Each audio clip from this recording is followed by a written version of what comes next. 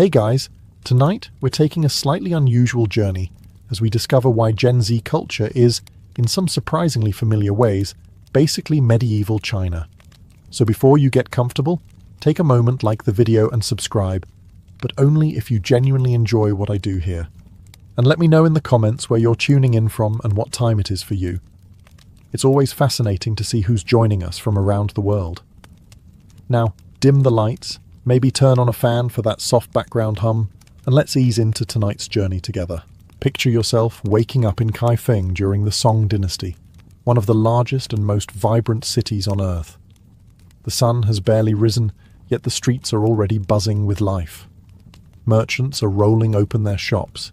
Tea sellers are filling the morning air with the comforting scent of freshly brewed leaves, and craftsmen are arranging their finest goods where everyone can admire them. You came here expecting medieval simplicity. Instead, you've accidentally wandered into what feels suspiciously like a shopping district that forgot to invent electricity. If you thought people 1,000 years ago spent every waking moment worrying about famine, invading armies, or whether their roof was leaking, you're only partly right. They also worried about whether their clothes looked outdated.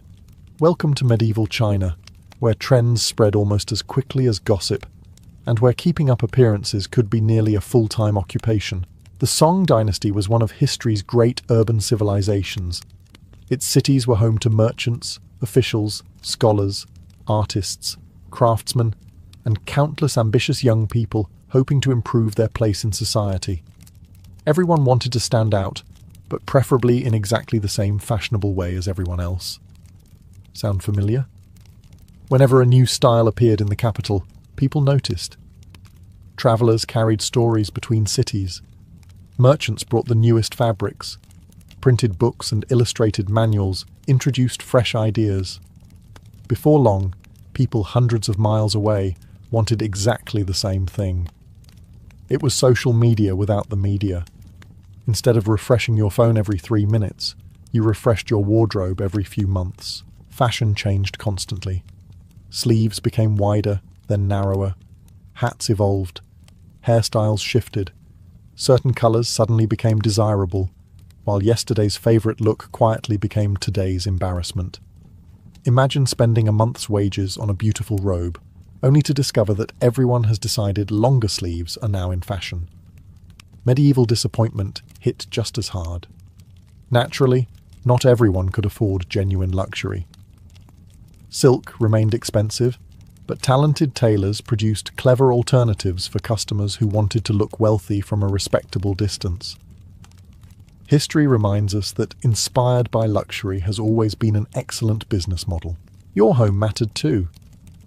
A carefully chosen porcelain vase, elegant lacquer furniture, or a beautifully painted screen quietly announced that you were a person of culture. You didn't have to tell visitors you had excellent taste. You simply positioned your expensive ceramics where absolutely everyone could accidentally notice them. Books played a surprisingly large role in all this. Thanks to advances in woodblock printing, poems, paintings, stories, and fashionable ideas circulated farther than ever before. A respected scholar could influence thousands of people he'd never meet. In modern terms, he was an influencer whose biggest concern wasn't the algorithm. It was whether his brushstrokes looked elegant enough. Of course, if you lived in a remote farming village, trends arrived much more slowly. Your biggest fashion decision might involve choosing the least patched tunic before visiting the market. But in the great cities, staying informed mattered. Knowing what was fashionable signaled that you were educated, connected, and perhaps moving upward in society. As you wander through Kaifeng's crowded streets, you'll quickly realize something rather amusing. Replace printed scrolls with smartphones, substitute market squares for social media feeds, and exchange silk robes for designer sneakers, and the whole scene begins to feel remarkably familiar. The technology has changed dramatically. Human beings, on the other hand, seem to have updated far less often. So you've managed to buy a fashionable robe, your porcelain vase is strategically displayed where every visitor can admire it, and you've memorized a few poems in case someone unexpectedly starts quoting literature over tea. Congratulations, You've officially entered medieval China's version of trying to look interesting. But here's the problem. Trends don't create themselves.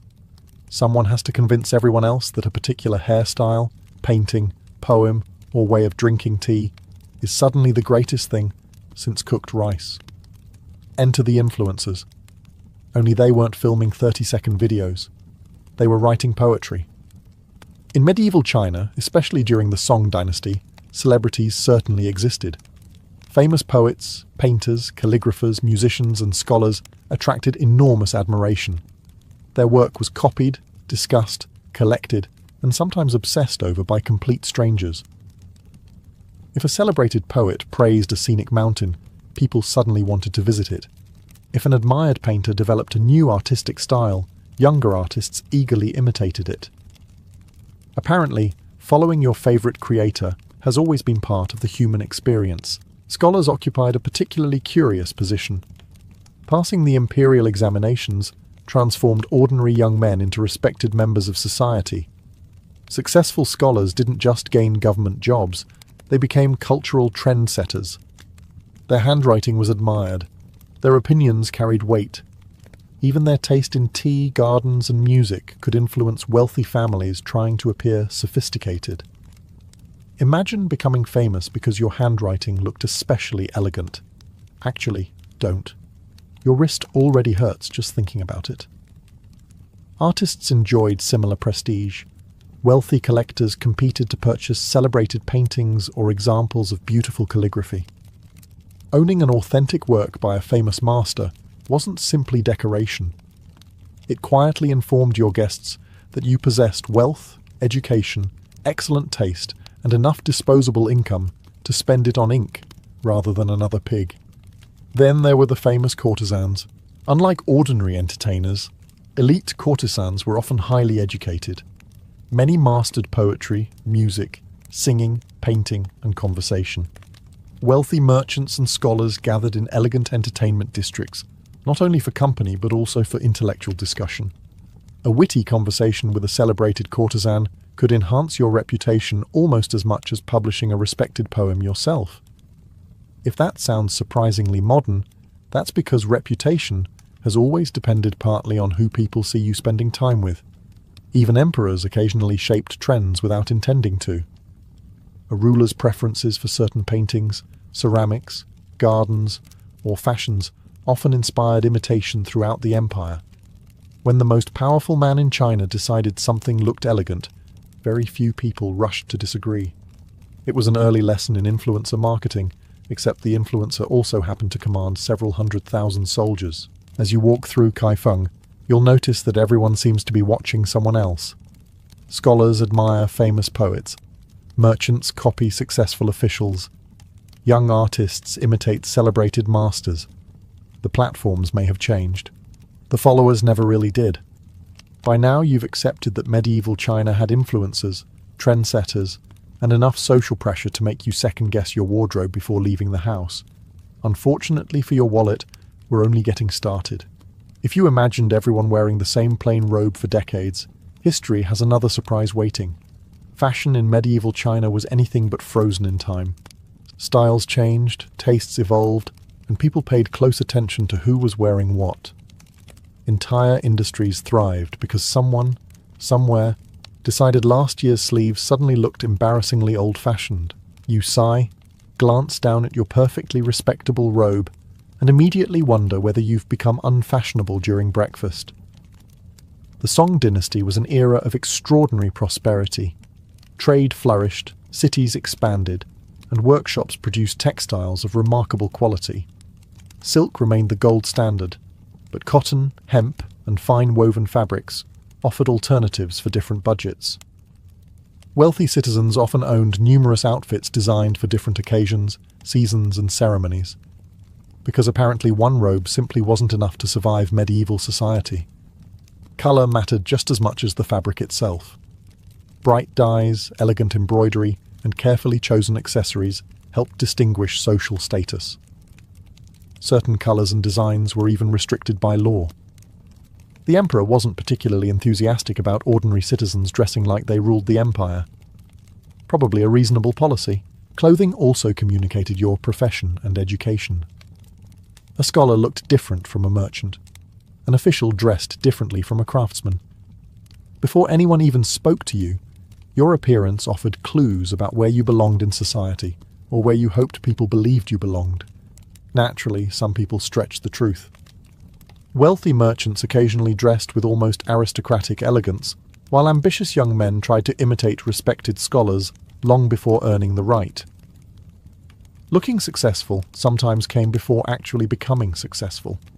Another tradition that has survived remarkably well. Women's fashion evolved constantly too. Hairstyles became increasingly elaborate, often decorated with jeweled hairpins, combs, fresh flowers, or delicate ornaments crafted from gold and jade. A fashionable hairstyle could require considerable time and assistance to create. After spending 2 hours arranging your hair, you would naturally hope nobody suggested taking a walk during a windy afternoon. Footwear, belts, hats, fans, and jewelry all completed the outfit. None of these details were random. Every accessory subtly communicated refinement, wealth, or personal taste. Even carrying an elegant folding fan could signal education and sophistication, while also serving the practical purpose of helping you survive a crowded summer marketplace. Perhaps the greatest irony is that everyone wanted to appear effortlessly elegant. Achieving that effortless appearance often required expensive fabrics, talented tailors, skilled hairdressers, carefully selected accessories, and enough preparation to make getting ready for a royal wedding seem perfectly reasonable. As you continue through medieval China, you begin to notice something strangely comforting. Every generation believes it has invented fashion. Every generation is wrong. At this point, you've dressed well, learned a few fashionable poems, and successfully pretended to understand expensive art without accidentally turning the painting upside down. Now comes the real challenge: getting a job.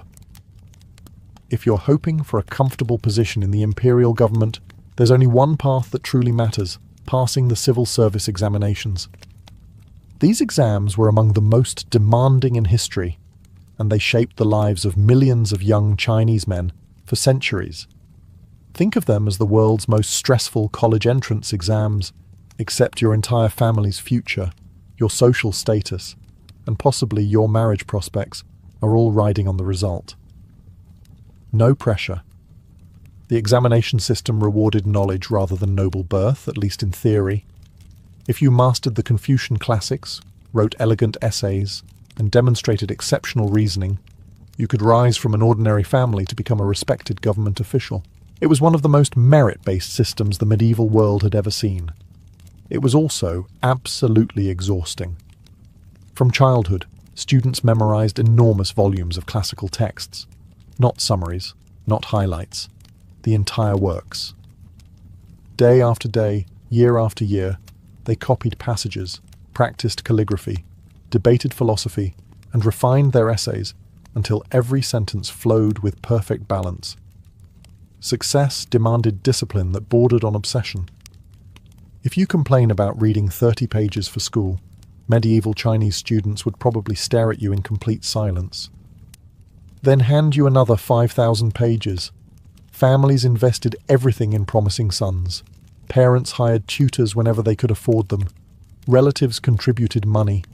Entire households quietly revolved around one student's education because everyone understood what success could bring. A government position meant prestige, financial security, influence, and honor, not just for you, but for your entire family. Failing, however, could be devastating. Some candidates spent decades taking the exams again and again.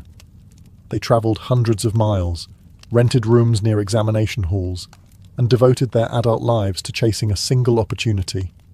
Many never succeeded. Imagine preparing for the same final exam until you're 50. Suddenly your high school chemistry test seems almost therapeutic. The examination compounds themselves looked intimidating. Thousands of tiny brick cells stretched in endless rows. During the exams, candidates were locked inside these narrow spaces for days at a time with little more than food, writing materials, and enough determination to keep their sanity from quietly leaving through the window. Cheating was severely punished. Papers were copied by officials before grading, so examiners couldn't recognize handwriting. Candidates were searched before entering.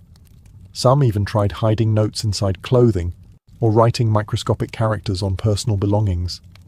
Apparently, the phrase creative studying techniques has always had its limits. Yet, despite the immense pressure, young people continued chasing this dream generation after generation. Because whether it's earning an imperial degree or refreshing your inbox after submitting job applications, hope has always been one of humanity's strongest motivations. Some things, it seems, never stop being worth the stress. After surviving the imperial examinations, or, more realistically, surviving another week of preparing for them, you begin to notice something curious. People keep staring at your handwriting. Not your face, not your clothes, your handwriting. Welcome to medieval China, where your penmanship could say more about you than your entire personality.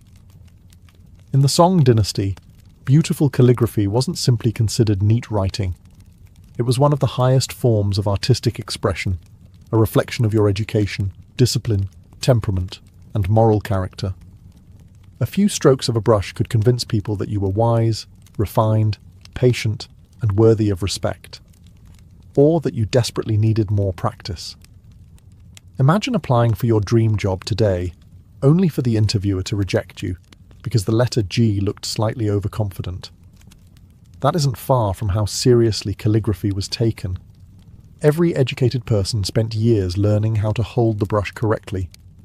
The amount of ink mattered. The pressure mattered. The speed mattered. Even the pauses between strokes mattered. Writing wasn't rushed. Every movement was expected to look deliberate and controlled. If you sneezed halfway through a character, history was unlikely to remember it as your finest work. Masters developed recognizable styles that students eagerly copied. Some handwriting appeared bold and energetic, while others favored elegance and restraint. Collectors admired famous examples almost the way people today admire original paintings or signed memorabilia. Owning a piece written by a celebrated calligrapher instantly elevated your cultural status. Displaying it prominently where visitors could accidentally notice it was, of course, entirely coincidental. Calligraphy also became a surprisingly social activity. Friends exchanged poems written by hand. Scholars gathered to admire each other's brushwork. A beautifully written letter carried emotional weight that went beyond the words themselves. Even an ordinary message became memorable if written with exceptional skill. In many ways, your handwriting became your personal brand. Before anyone met you, they might already know your reputation through your essays, poems, or letters circulating among scholars. A graceful script suggested careful thinking and refined taste. Sloppy writing suggested, well, perhaps a little less refinement. Harsh? Possibly. But remember, these were people who believed self-discipline revealed itself in almost everything you did. The remarkable thing is that calligraphy rewarded patience rather than speed. There was no shortcut, no secret technique, and certainly no magical brush that transformed terrible handwriting overnight. Improvement came from repeating the same movements thousands upon thousands of times until they became second nature. As you watch scholars quietly practicing beside open windows, dipping their brushes into fresh ink before beginning another page, you're reminded that every generation finds a different way to present itself to the world. Today, it might be your profile picture or carefully curated social media page. 1,000 years ago, it was whether you could make one simple character look effortlessly beautiful. Neither was quite as effortless as it appeared. You've dressed well, survived the examination system, and perfected your brushstrokes to the point where complete strangers now compliment your handwriting. Naturally, it's time to find out what everyone is saying about everyone else. For that, you head to the nearest tea house. If medieval China had a social media feed, it probably smelled faintly of jasmine. Tea houses were everywhere, especially during the Song dynasty. They welcomed merchants closing deals, scholars debating philosophy, travelers exchanging stories, artists seeking inspiration, and ordinary people who simply wanted a pleasant place to sit for a while. They weren't just businesses, they were information networks. Walk through the door, and you'll immediately hear conversations flowing in every direction. One table discusses politics, another argues about poetry. Across the room, merchants debate silk prices, while a traveller casually mentions strange customs from a province hundreds of miles away. Within an hour, you've learned 3 new recipes, 2 business opportunities, and at least 5 scandals involving people you've never met. Some things never lose their appeal. News travelled surprisingly fast through these gathering places. Before newspapers became widespread, information often spread by conversation. Travellers carried stories from distant regions. Officials discussed recent government decisions. Merchants shared rumours about changing markets. Of course, not every story was entirely accurate. Someone always knew someone whose cousin had personally witnessed something extraordinary. Whether that cousin actually existed remained wonderfully unclear. Tea itself became an experience rather than simply a drink. Connoisseurs debated which leaves came from the finest mountains, which water produced the best flavour, and exactly how tea should be prepared. Entire books were written on the subject. Imagine ordering a cup of tea and accidentally starting a 40-minute discussion about mineral content. Actually, don't. That conversation probably still exists somewhere. Entertainment filled many tea houses as well. Professional storytellers recounted famous battles, ghost tales, romantic adventures, and historical dramas. Musicians performed elegant melodies, while audiences listened between conversations. Some establishments even hosted performers who attracted regular crowds eager for the latest story.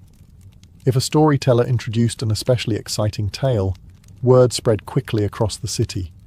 Soon, everyone wanted to hear it. Congratulations! You've just witnessed a medieval viral trend. Tea houses also provided something every society needs: a place to see and be seen. Wearing your finest robe suddenly made more sense when dozens of people might notice it. Scholars hoped influential officials would recognize them. Merchants searched for wealthy customers. Young people quietly observed potential marriage prospects without making it too obvious. Or at least they hoped it wasn't obvious. As evening settles over the city and lanterns begin glowing outside the tea house windows, you realize these lively rooms offered far more than warm drinks. They connected people. And whether those connections happen across polished wooden tables or glowing phone screens, human beings have always found a comfortable place to exchange ideas, share stories, and politely discuss everyone else's business. After spending several evenings in tea houses, you've started to feel rather sophisticated. You can discuss poetry. You nod thoughtfully whenever someone mentions philosophy. You even hold your teacup with what you believe is impressive elegance. Then someone invites you to dinner. You immediately realize you've been promoted from casual observer to active participant in medieval China's unofficial competition for who can host the most impressive meal. Because food wasn't just about staying alive, it was about making a statement. The Song dynasty witnessed an explosion of culinary creativity. Prosperous cities supported hundreds of restaurants serving regional specialties from across the empire. If you had enough money, you could enjoy dishes from distant provinces without ever leaving the capital. It was the medieval equivalent of deciding you suddenly wanted Italian food while sitting in Tokyo. Trade made this possible. Merchants transported spices, fruits, seafood, fine wines, and luxury ingredients over enormous distances. Wealthy families took pride in serving unusual delicacies that demonstrated both their wealth and their connections. If your guests asked, "Where did you find this?" you were already winning. Banquets became elaborate performances. One course followed another, each carefully arranged to surprise and delight. Fish might be carved into artistic shapes. Dumplings resembled flowers. Cakes were decorated with astonishing precision. Someone had clearly decided that eating should involve just enough hesitation to admire the presentation before destroying it completely. Hosts paid close attention to balance. Sweet, sour, salty, bitter, and aromatic flavors were carefully combined. Color mattered almost as much as taste. A beautiful table reflected refinement, patience, and education. Simply piling food onto a plate like a small mountain was generally not considered elegant. Although, privately, everyone probably wanted the mountain. Restaurants competed fiercely for customers. Some became famous for a single signature dish. Others attracted visitors with beautiful gardens, musicians, or spectacular views overlooking rivers and canals. Travelers often wrote enthusiastic descriptions of memorable meals, helping popular establishments build reputations far beyond their own cities. Apparently, 5-star reviews existed long before stars became part of the rating system. Even ordinary people enjoyed following food trends whenever they could afford them. Seasonal treats became highly anticipated. New cooking techniques spread between regions. Families experimented with recipes they had heard about from travelers or read in printed collections. Food was entertainment. Food was conversation. Food was culture. Of course, not everyone shared in this abundance. Farmers and poorer labourers continued eating simple meals centred on rice, millet, vegetables, and whatever protein they could obtain. The luxurious banquets of wealthy officials belonged to a different world entirely. Still, whether your dinner consisted of an extravagant feast or a humble bowl of noodles, one thing remained remarkably familiar. People loved discovering exciting new foods, and they loved telling everyone else where they had eaten even more. Some traditions, it seems, are simply too delicious to disappear.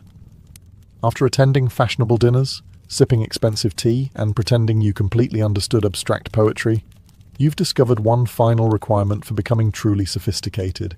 You need stuff. Not useful stuff. Interesting stuff. Welcome to the wonderfully expensive hobby of collecting. In medieval China, especially during the Song dynasty, collecting beautiful objects became something of an obsession among scholars, wealthy merchants, and government officials. Owning rare items wasn't simply about showing off your wealth. At least, that was the official explanation. Unofficially, showing off was certainly helping. The most sought-after treasures included porcelain, paintings, calligraphy, jade carvings, bronze antiques, rare books, unusual stones, and finely crafted inkstones. A single object could become famous if people believed it had once belonged to a celebrated poet or respected emperor, because apparently history's oldest marketing strategy is simply saying, "A famous person touched this." Scholars spent years searching for the perfect painting or the most elegant ceramic bowl. They discussed tiny details that most people would never notice: the color of the glaze, the balance of a brushstroke, the texture of polished jade. You stare politely at a small porcelain cup while everyone around you nods with admiration. It looks very cup-shaped. Fortunately, nobody asks for your opinion. Some collectors became experts capable of identifying genuine masterpieces from clever imitations. Others were considerably less successful. Forgers quickly realized that wealthy people were willing to pay extraordinary sums for rare antiques. Before long, workshops were producing convincing copies of ancient bronzes and ceramics. Buyers proudly displayed their 200-year-old treasure, occasionally unaware that it had been completed sometime around last Tuesday. Counterfeit collectibles have been disappointing optimistic buyers for centuries. Collecting wasn't always a solitary hobby either. Friends gathered to admire each other's newest acquisitions, compare paintings, exchange books, and debate which artist deserved greater recognition. These meetings became social events where conversation flowed almost as freely as the tea. Naturally, everyone tried very hard to appear completely relaxed about owning incredibly rare objects. "Oh, this old painting. I almost forgot I had it." You absolutely did not forget you had it. Books became prized possessions as well. Thanks to advances in printing, more people could build personal libraries than ever before. Owning shelves filled with history, philosophy, poetry, and science quietly demonstrated both education and curiosity. Visitors immediately noticed. Conveniently, the shelves were usually positioned where visitors could hardly miss them. At this point, you've managed to look fashionable, speak intelligently about poetry, survive several tea house debates, and perhaps even exchange a few meaningful glances with someone across a lantern-lit garden. You feel like you're fitting in. Then your host casually invites you to visit his home. Within about 30 seconds, you realise you've been outclassed. Because in medieval China, success wasn't always announced with words. It was displayed. The Song dynasty produced one of the wealthiest urban societies the medieval world had ever seen. Trade flourished, businesses expanded, and successful merchants accumulated fortunes that rivaled those of old aristocratic families. Naturally, everyone wanted others to know they were doing well, preferably without appearing too eager. This delicate balancing act became an art form. A respected scholar's home might contain elegant wooden furniture, carefully arranged paintings, polished bronze vessels, shelves filled with books, and a small indoor garden designed to create an atmosphere of effortless refinement. The key word being effortless, because nothing says effortless quite like spending several months planning exactly where to place a flower pot. Gardens themselves became powerful status symbols. Wealthy families invested enormous sums creating peaceful landscapes with winding paths, decorative rocks, bamboo groves, lotus ponds, and carefully shaped trees. The goal wasn't simply beauty. It was creating a place that suggested its owner possessed enough wealth to spend valuable land on something other than growing food. An impressive luxury in any century. Even pets reflected status. Exotic birds with beautiful songs, rare fish swimming through ornamental ponds, and unusual animals occasionally appeared in elite households. Owning something uncommon quietly reminded visitors that your connections and your budget extended well beyond the ordinary.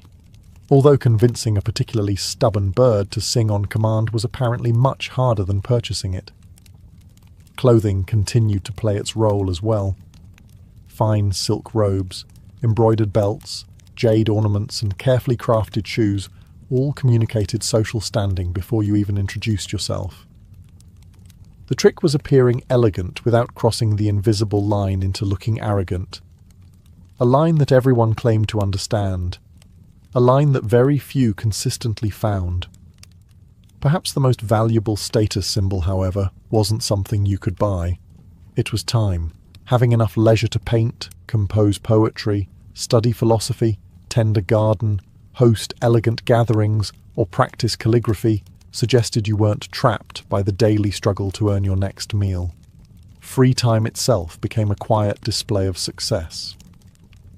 Ironically, many wealthy people worked tirelessly to create the appearance that they never had to work at all. As you leave another beautifully decorated home, you begin noticing the pattern. People weren't collecting beautiful things simply because they enjoyed them. They were carefully telling a story about themselves. Today that story might be told through luxury cars, designer watches, perfectly curated homes, or carefully edited social media photos. 1,000 years ago, it was told through silk robes, porcelain, gardens, and libraries, different props, exactly the same audience. And just like today, everyone insisted they weren't trying to impress anyone, while hoping everyone noticed anyway. You've explored elegant gardens, admired priceless paintings, and politely pretended to understand why one particular porcelain bowl is apparently more exciting than all the other porcelain bowls. Now you're ready for a night out, and medieval China has no shortage of options. One of the biggest surprises waiting for you is just how entertained people expected to be. The great cities of the Song dynasty weren't quiet places where everyone stayed home, reading Confucius by candlelight. They were filled with music, laughter, performances, festivals, storytellers, and crowds looking for the next exciting attraction. If anything, people were remarkably good at finding reasons not to stay home. As evening falls, lanterns illuminate busy streets, while entertainment districts come alive. Tea houses fill with audiences listening to professional storytellers recount famous battles, ghost stories, romantic adventures, and legendary heroes. The best performers don't simply read from a script They perform. Their voices rise and fall dramatically. They imitate different characters. They pause at exactly the right moment, leaving the audience desperate to hear what happens next. Congratulations. You've just discovered the medieval version of ending every episode on a cliffhanger. Musicians are equally popular. Skilled performers play instruments such as the guqin, pipa, flutes and drums, filling restaurants and gardens with elegant melodies. Wealthy families often invite musicians to private banquets, while public performances attract crowds throughout the city. Some songs become incredibly fashionable. You can't stop hearing them. Eventually you begin wondering whether ancient people also complained. They keep playing the same tune everywhere. The answer is almost certainly yes. Theatre flourishes as well. Early forms of Chinese opera combine music, dance, colourful costumes, comedy, and dramatic storytelling into unforgettable performances. Audiences cheer for heroes, laugh at clever servants, and eagerly discuss memorable scenes long after the actors leave the stage. If one production becomes especially successful, everyone wants tickets. Apparently sold-out shows existed long before online booking systems found creative ways to crash. Acrobats and street performers gather wherever crowds assemble. Jugglers toss impossible numbers of objects into the air. Skilled martial artists demonstrate astonishing techniques. Magicians perform tricks that leave audiences scratching their heads, convinced real spirits must somehow be involved. The magician, naturally, never explains. Professional wrestling may reveal its secrets. Professional magic never does. Children gather around puppet shows while adults gamble on games of strategy or watch competitive board games played by astonishingly talented masters. Even flying kites evolves into both recreation and artistic expression, with elaborate designs decorating the skies during festivals. As you wander through the lively streets, you realize entertainment isn't simply filling spare time, it's creating shared experiences. Tomorrow morning, everyone will be talking about the funniest storyteller, the most spectacular acrobat, or the actor who completely stole the show. 1,000 years later, the conversations sound remarkably similar. Only now, instead of recommending a performance at the local theatre, someone sends you a link. After weeks of exploring medieval China, you've reached a sensible conclusion. This civilization never seems to stop celebrating. Every time you think the city might finally enjoy a quiet weekend, someone hangs lanterns across the streets. Musicians appear from nowhere. Food stalls multiply overnight, and half the population heads toward a festival. You weren't even invited. You just followed the crowd. Fortunately, so did everyone else. Festivals were some of the most anticipated moments of the year. They marked religious celebrations, seasonal changes, harvests, imperial birthdays, and countless local traditions. Entire cities transformed themselves. Streets became rivers of people, markets expanded, performers filled every open square, and merchants prepared months in advance for the enormous crowds. Missing one wasn't simply disappointing. It meant spending the next several weeks listening to everyone else describe how amazing it was. The Lantern Festival stood among the grandest celebrations.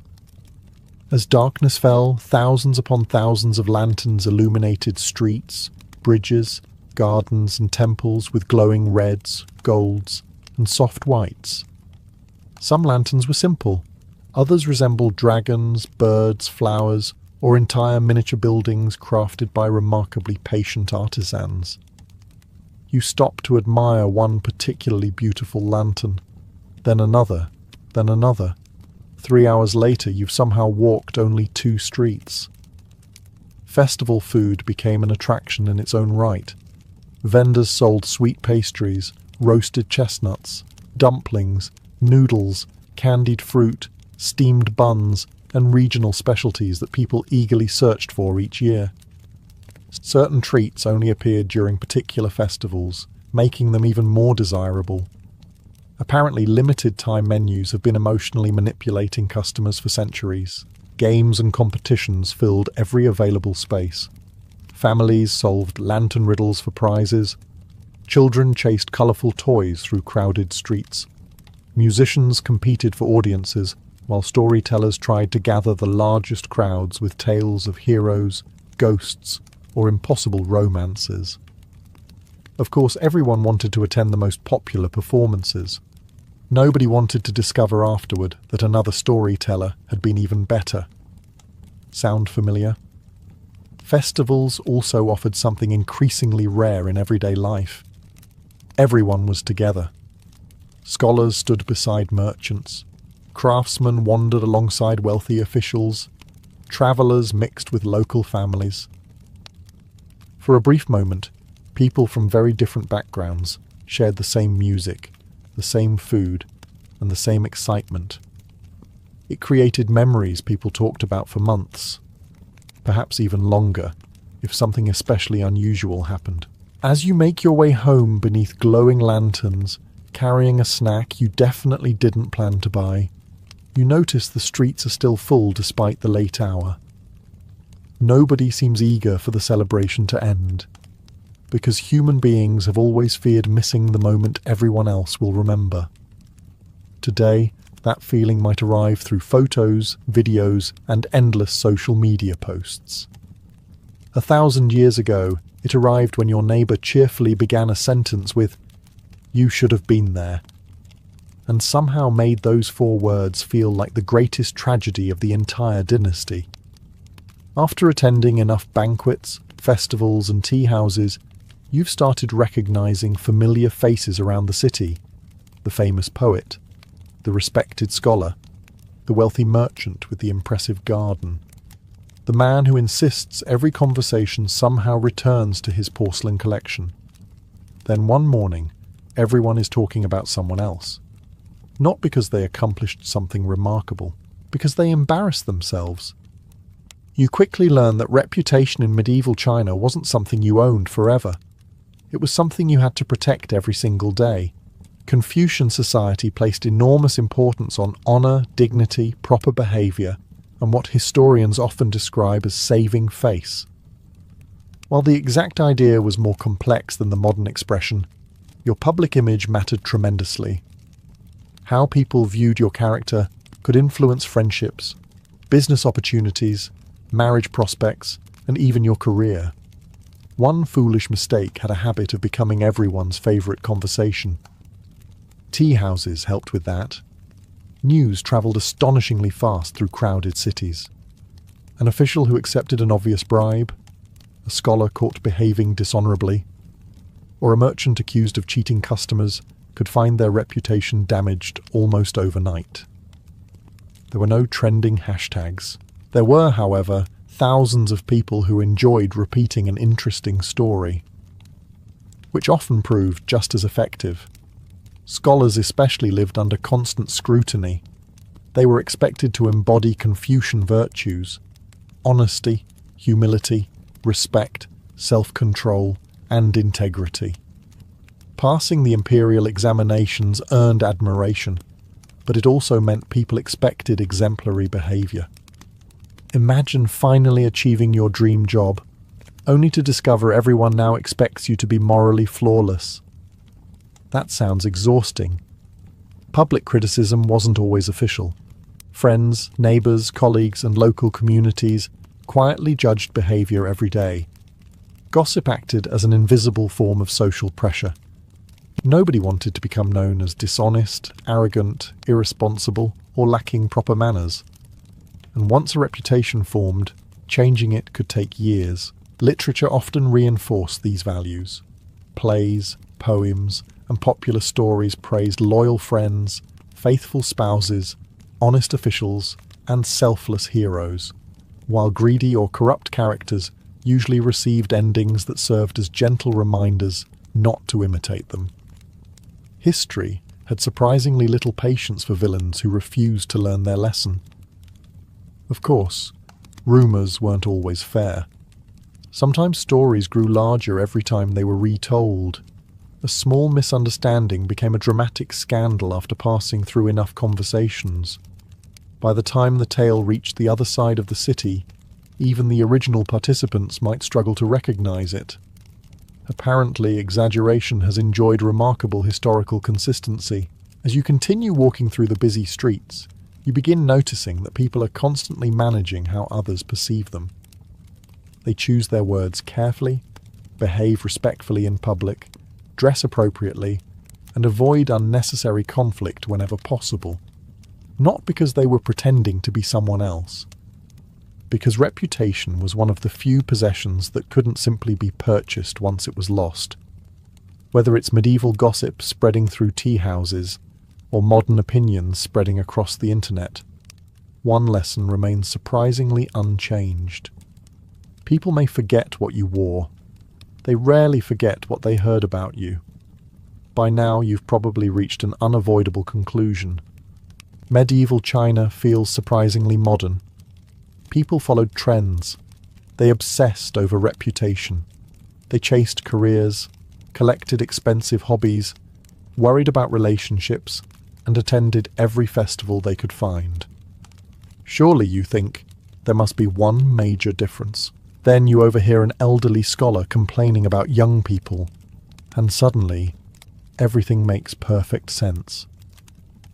Every generation in medieval China believed the next one was changing too quickly. Older scholars often grumbled that young students cared more about appearances than genuine learning. They worried that fashionable clothes, elegant parties, and popular entertainment distracted people from serious study. Some argued that ancient virtues were being forgotten as cities became wealthier and more comfortable. Apparently, kids these days is one of humanity's oldest surviving traditions. Confucian thinkers regularly encouraged young people to practice humility, discipline, and respect for elders. Those ideals had existed for centuries, but every new generation had to hear them all over again. Because every older generation quietly assumes they were the last sensible people to ever exist. Young scholars, meanwhile, didn't necessarily see themselves as irresponsible. They simply grew up in a different world. The Song dynasty was richer, more urban, and more connected than many earlier periods. New technologies, expanding trade, and growing cities naturally changed how people dressed, worked, and socialized. Progress has a habit of making previous generations uncomfortable.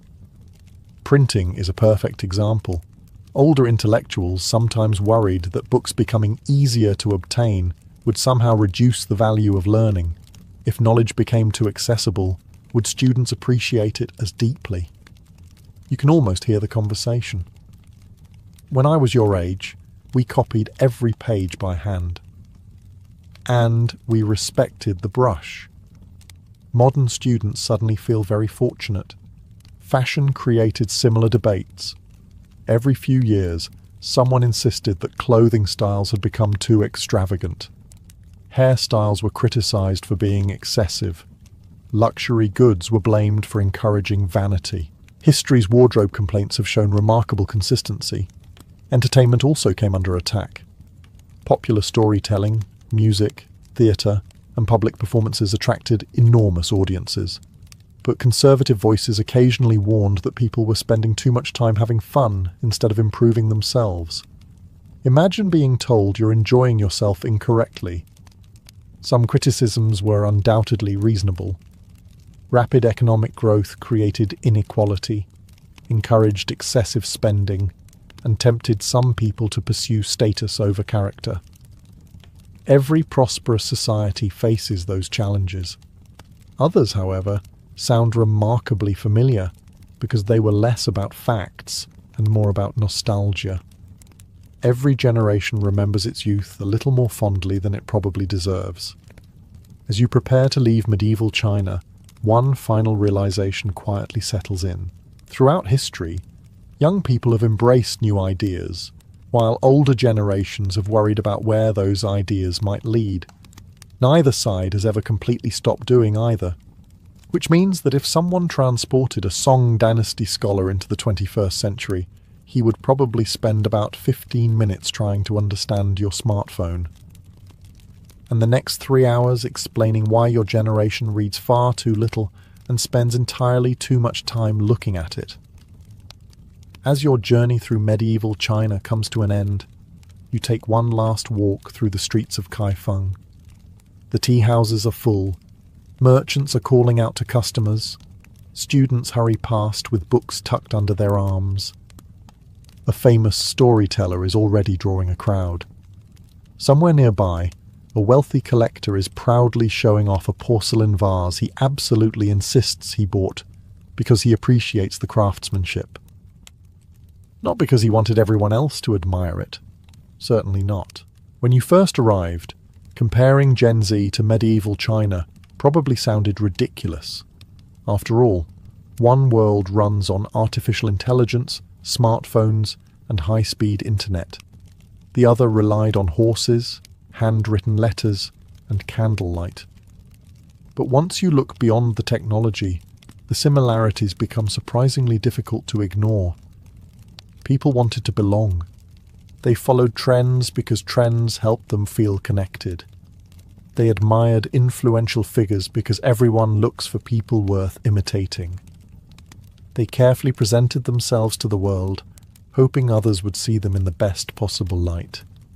They worried about what people thought. They celebrated new fashions. They stressed over exams. They obsessed over hobbies. They searched for love. They argued about politics. They collected things they probably didn't need. And yes, they occasionally spent far too much money trying to impress people they didn't even like. Human beings have always been remarkably committed to making life more complicated than necessary. It's tempting to believe every generation is completely unique.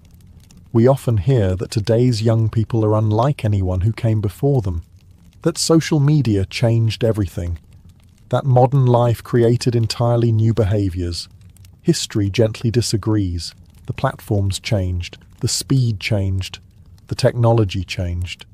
The people, not nearly as much. The desire to fit in, to stand out, to build a reputation, to chase success, and to find a community stretches back thousands of years. Medieval Chinese scholars sought approval from respected teachers, just as today's creators hope for positive comments. Festival crowds gathered for shared experiences, just as millions now gather around global events online. Famous poets influenced fashion just as celebrities influence it today. The stage became larger. The audience became global. The performance itself remained surprisingly familiar. Perhaps that's the most comforting lesson history has to offer. Every generation believes it's living through completely unprecedented times. Every generation invents new tools, new styles, and new ways of communicating. Yet beneath all those changes, people continue laughing at the same jokes, worrying about the same futures, falling in love the same way, and wondering whether everyone else has life figured out better than they do. Spoiler alert. The people of medieval China didn't. Neither did their grandparents. Neither do we. If your image of a medieval woman comes from fairy tales, romantic paintings, or films where she spends her afternoons gazing from a castle window while waiting for a handsome knight to return home, history has some disappointing news. That version certainly existed in songs and poetry, but everyday life was considerably less glamorous and contained far more mud. The average medieval woman wasn't waiting for adventure. She was too busy making sure everyone made it to the next sunrise. Life in the Middle Ages rewarded one quality above all others: usefulness. Charm was pleasant, good looks were appreciated, but neither could milk a cow, repair a torn cloak, preserve enough food for winter, or stop the roof from leaking during 3 days of relentless rain. Medieval women learned these lessons early because they had little choice. Survival depended on competence, not convenience. From dawn until long after sunset, their work rarely stopped. Water had to be hauled from wells or streams. Fires had to be kept alive, because relighting one could take considerable effort. Bread wasn't bought, it was baked. Clothes weren't replaced. They were repaired repeatedly until the fabric surrendered completely. Livestock needed feeding. Gardens demanded attention. Cheese had to be made. Ale had to be brewed, because drinking questionable water every day was an excellent way to become a historical footnote. By the time you were congratulating yourself for successfully putting on both boots, she had probably completed enough work to qualify for an entire modern productivity podcast. And it wasn't simply physical labour. A medieval woman often carried an astonishing amount of knowledge entirely in her memory. She knew when to sow grain, when to harvest herbs, how much flour remained in storage, which neighbour owned the wandering goat currently eating the vegetables, which child was developing a fever, and whether the smoked meat hanging above the hearth would last another month or only another week. There was no notebook, no calendar notification, no helpful message reminding her that winter was approaching. Winter had an unfortunate habit of reminding people itself. Even among the nobility, life was hardly one endless banquet. Noble women frequently supervised enormous estates while their husbands disappeared to fight wars, attend court, or pursue glory in distant lands. Someone still had to collect rents, oversee servants, settle disputes between tenants, inspect harvests, and make sure enough food reached everyone living on the estate. The castle didn't magically organize itself. Despite what fantasy stories occasionally suggest, castles were less like luxury hotels and more like oversized businesses that happened to have defensive walls. If something went wrong, hundreds of people could feel the consequences. This is where many modern assumptions begin to fall apart. Medieval women were not passive passengers in history. They were managers, planners, healers, negotiators, farmers, merchants, mothers, and problem solvers. Their responsibilities were rarely optional because there simply wasn't anyone else available to do them. The Middle Ages had a wonderfully efficient management philosophy. If you were capable of doing the job, congratulations. It was now your permanent job. Annual performance reviews were replaced with something much simpler: whether everyone survived the winter. By the end of this journey, you'll probably discover something unexpected. The difficult part about living with a medieval woman wouldn't have been her expectations. It would have been realizing she could meet every one of them herself. And she'd quietly notice that you couldn't. If you believe waking up before 7 in the morning is an impressive achievement, a medieval woman would probably have considered you halfway through your lunch break. The day often began long before sunrise. Without electric lights, people naturally followed the rhythm of daylight, but work couldn't always wait for the sun to appear. Fires needed attention before they died completely during the night. Animals expected feeding regardless of the weather. Bread dough had to be prepared hours before anyone planned to eat it. Water had to be fetched before the household became busy. There was no snooze button.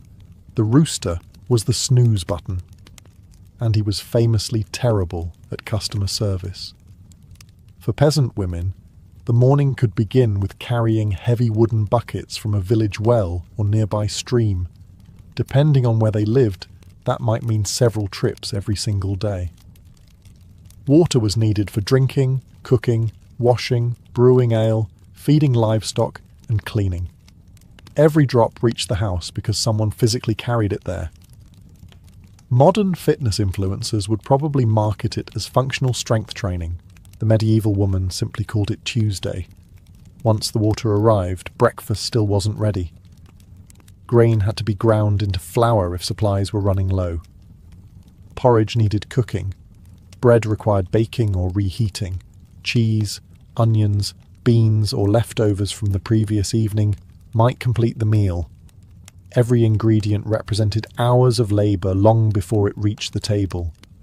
Even eating was the result of planning that stretched across entire seasons. Then came the endless maintenance that kept a household alive. Clothing needed patching because buying new garments was expensive. Wool required spinning before it could become thread. Linen had to be washed by hand using water. Soap made from animal fat and ash, and an extraordinary amount of patience. Meanwhile, children were everywhere. Some were helping, some believed they were helping. History rarely tells us which group was larger.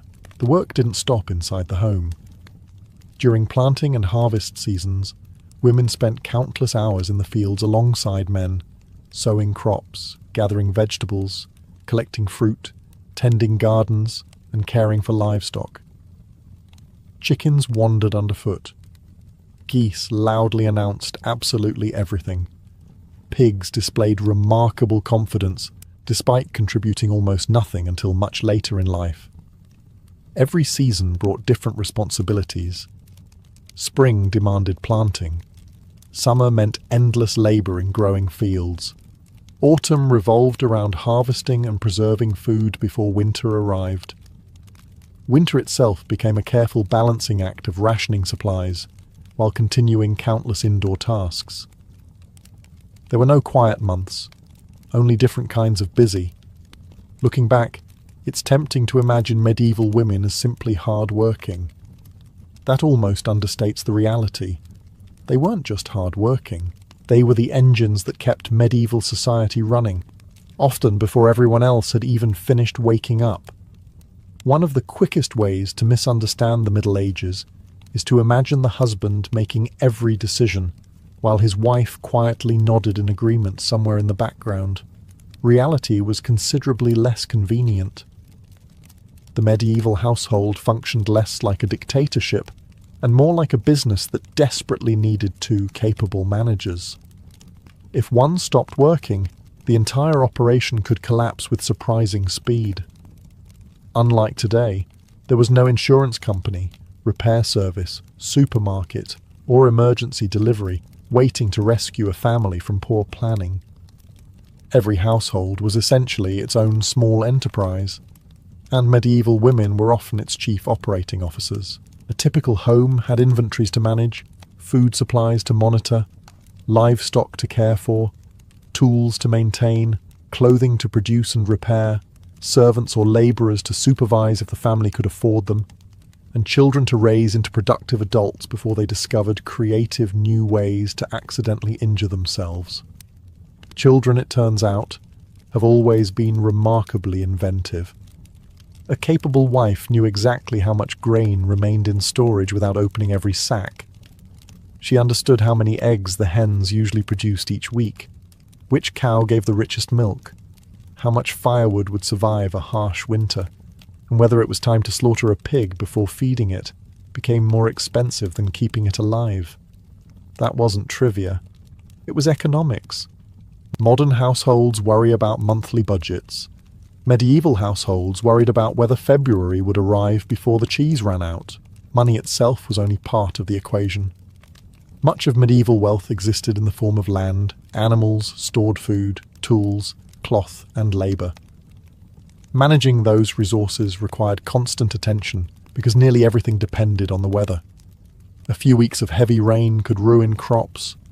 A disease among livestock could erase years of careful planning. One failed harvest might affect an entire village. There wasn't much room for careless decisions, which is why practical intelligence earned enormous respect. In towns and cities, wives often worked directly alongside their husbands. Bakers' wives baked. Blacksmiths' wives kept accounts, negotiated with customers, purchased materials, and sometimes helped with production. Brewers' wives produced ale that neighbours bought regularly. Market stalls were frequently run by entire families, with women handling sales as confidently as anyone else. If her husband left for several weeks or months, the business usually didn't close. She simply continued running it.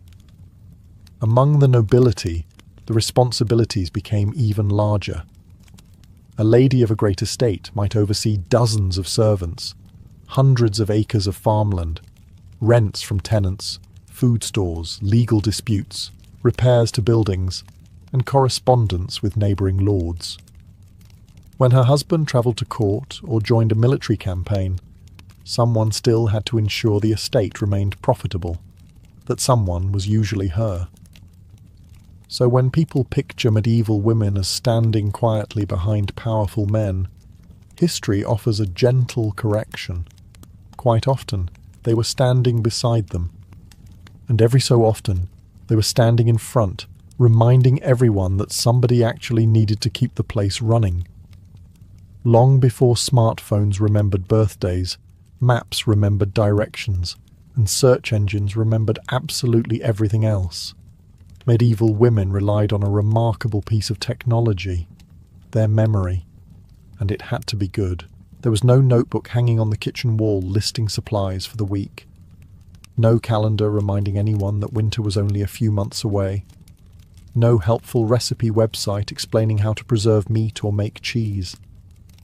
Most ordinary women couldn't simply reach for a written manual, and even those who could read often lived in households where books were expensive enough to be treated almost like family treasures. Knowledge lived inside people's heads, especially hers. A medieval woman needed to remember which field had produced the best harvest the previous year, when certain herbs should be gathered, how long smoked meat would remain edible, which hens laid the most eggs, which neighbours could be trusted to return borrowed tools, and which ones mysteriously developed permanent ownership whenever they borrowed a shovel. Some traditions truly stand the test of time. She also remembered family histories, marriages, debts, promises, feast days, local customs, recipes, remedies, and enough practical information to keep an entire household alive through changing seasons. For many families, she became the household archive.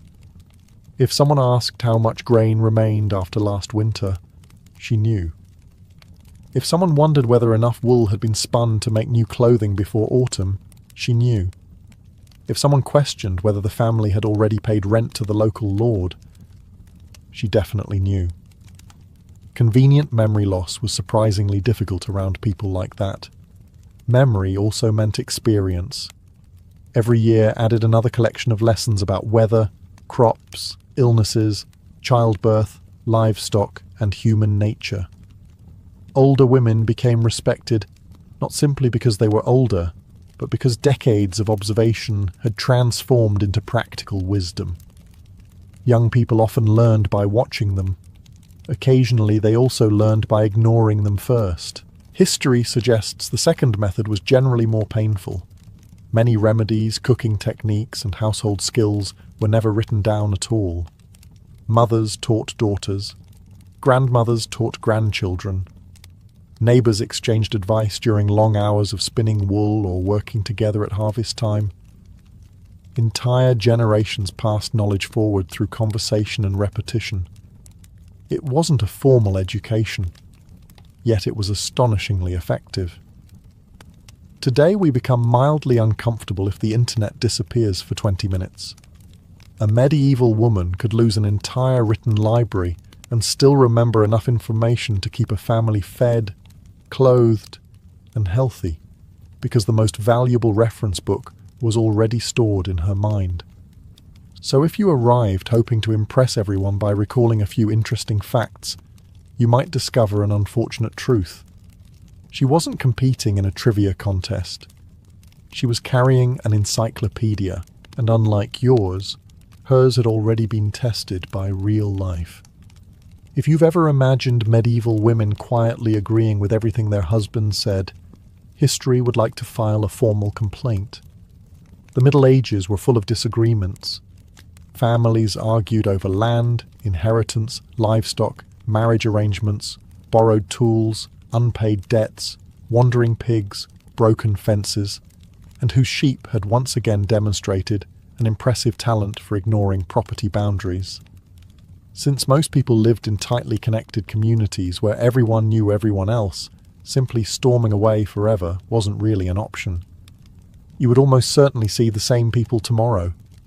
and the day after that, probably at church. Arguments, therefore, had to accomplish something. A capable medieval woman quickly learned that shouting rarely solved practical problems. Persuasion, memory, patience, and occasionally a perfectly timed look of disappointment could prove far more effective. History never records the exact power of that look. Perhaps scribes were afraid to describe it. Many women became remarkably skilled negotiators because daily life demanded it. They bargained with merchants over prices, discussed rents with landlords, arranged marriages with neighbouring families, managed servants, settled disputes among children, and occasionally reminded husbands that buying another horse before repairing the barn might not represent the strongest financial strategy. Medieval bookkeeping often happened entirely inside someone's head. Ignoring the person who remembered every expense was generally considered unwise. Within villages, reputation mattered almost as much as money. A family known for honesty found it easier to borrow equipment, receive help during harvest, or arrange favourable marriages. A family known for constant quarrels often discovered that neighbours suddenly became very busy whenever assistance was needed. Strangely enough, this remains one of history's more enduring traditions. Women played a huge role in protecting that reputation. Every conversation at the village well, every market visit, every church gathering quietly strengthened or weakened a family's standing within the community. Words carried surprising weight. Once spoken, they travelled faster than anyone on horseback. In noble households, diplomacy became even more important. Ladies welcomed important guests, oversaw feasts, maintained relationships with neighbouring families, and helped preserve political alliances. A careless insult at dinner could create problems lasting years. A thoughtful conversation could prevent them entirely. Being gracious wasn't merely polite. It was practical politics. This is one reason medieval literature so often praises wisdom alongside beauty. Intelligence wasn't simply attractive, it was useful. The woman who could calm a disagreement before it became a feud might save her family from years of unnecessary conflict. Meanwhile, if you entered an argument armed with confidence but very few facts, you probably wouldn't enjoy the outcome. She remembered exactly who promised what, who failed to keep that promise, what happened the last 3 times someone suggested your brilliant idea, and why repeating it would almost certainly end the same way. In other words, long before modern debates included screenshots and receipts, she already had both, only they were stored in her memory instead of her phone. Modern dating often begins with carefully chosen photos, witty messages, and hoping nobody notices you accidentally liked a picture from 4 years ago. Medieval courtship was rather less forgiving. There was no opportunity to create an impressive first impression online because there was no online. There wasn't much room for pretending to be someone else either. Your neighbours had probably known you since childhood. Your family reputation followed you everywhere, and if you claimed to be hard-working, there were at least 20 people nearby who could immediately confirm whether that was true, or laugh. Mostly laugh. Finding a husband or wife wasn't simply about romance. Marriage was one of the most important economic decisions a family could make. A poor match could mean financial hardship, damaged alliances, or years of unnecessary conflict. A good one could strengthen 2 households for generations. Naturally, medieval women paid attention. Far more attention than many men probably hoped. A young woman wasn't just looking at whether a man was charming. Charm was pleasant, but charm couldn't repair a collapsed stable or produce enough grain after a disappointing harvest. She wanted evidence that he was dependable, skilled, respected, and capable of supporting a household through difficult years. Could he work? Could he keep his word? Did other people trust him? Did he waste money? Did he spend every evening in the alehouse explaining why tomorrow would definitely be more productive? These questions mattered far more than whether he had an impressive smile. Even among the nobility, where marriages were often arranged for political or economic reasons, women still judged character. A husband who was reckless, dishonest, or incapable of managing his responsibilities created enormous problems for everyone connected to him. Titles looked impressive. Competence aged much better. Courtship itself usually happened under careful supervision. Families met. Neighbours watched. Church communities noticed everything. Privacy, as we understand it today, barely existed. If two young people spent time together, someone almost certainly knew about it before sunset. Quite possibly before lunch. Villages had an extraordinary communication network. It was powered almost entirely by people minding everyone else's business. This also meant reputations were incredibly difficult to escape. If you were known as hard-working, generous, and reliable, that reputation opened doors. If you were known for laziness, broken promises, or avoiding responsibility, people remembered. They remembered for years, perhaps decades. By the time marriage finally arrived, neither side was entering completely blind. Families had quietly observed one another for a long time. Everyone had gathered opinions, compared stories, and formed judgments based on everyday behaviour rather than carefully rehearsed performances. Which brings us to an uncomfortable conclusion. If you think you could have charmed your way through medieval courtship with confidence alone, history suggests otherwise. Eventually, someone would ask what you actually contributed. And unlike today, saying you were still figuring things out was unlikely to inspire much confidence. One of the most persistent myths about the Middle Ages is that women spent their lives waiting for a brave knight to rescue them from one disaster after another. History politely disagrees. Most medieval women were far too busy solving their own problems to wait for someone riding in on horseback. In fact, if a knight did arrive unexpectedly, her first concern was probably whether she now had another hungry mouth to feed. Heroism is admirable, but it consumes a surprising amount of bread. The truth is that medieval life rarely paused because the men were away. Wars continued for months or even years. Pilgrimages took travellers across Europe.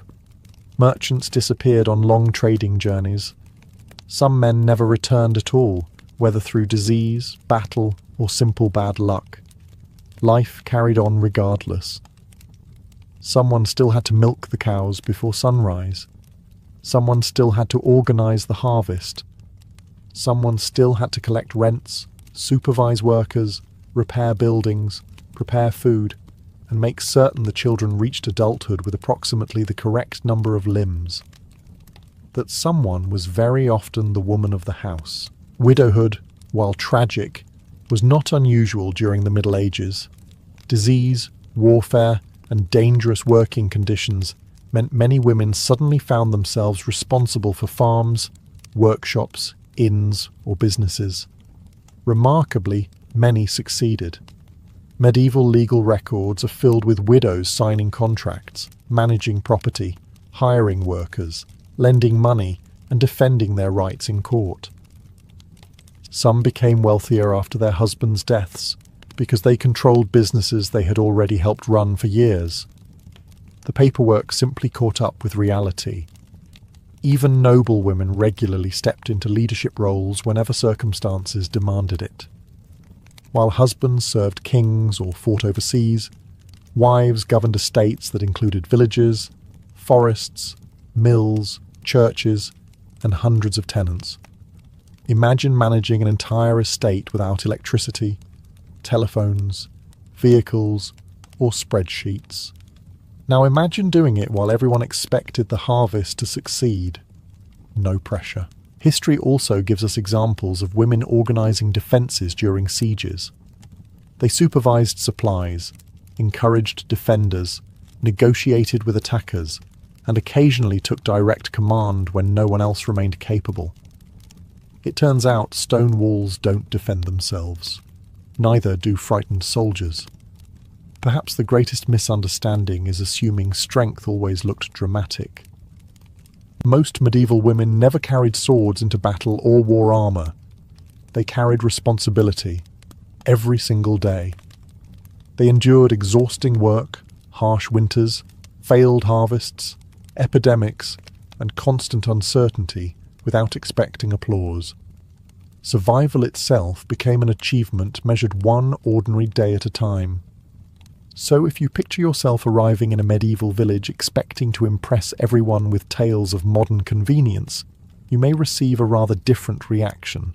The woman standing beside the well has already survived 3 failed harvests, buried family members during an epidemic, rebuilt part of her home after a storm, and somehow still produced enough ale for tonight's supper.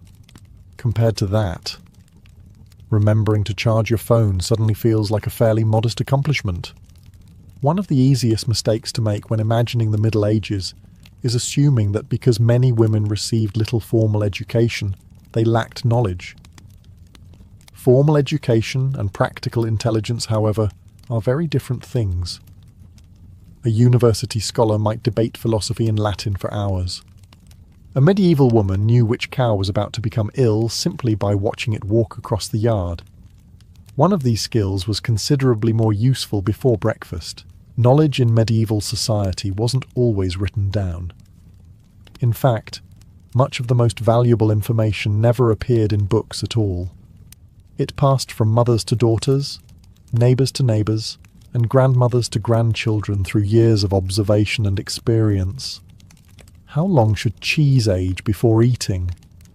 Which herbs helped calm a fever? How could grain be stored without attracting mice?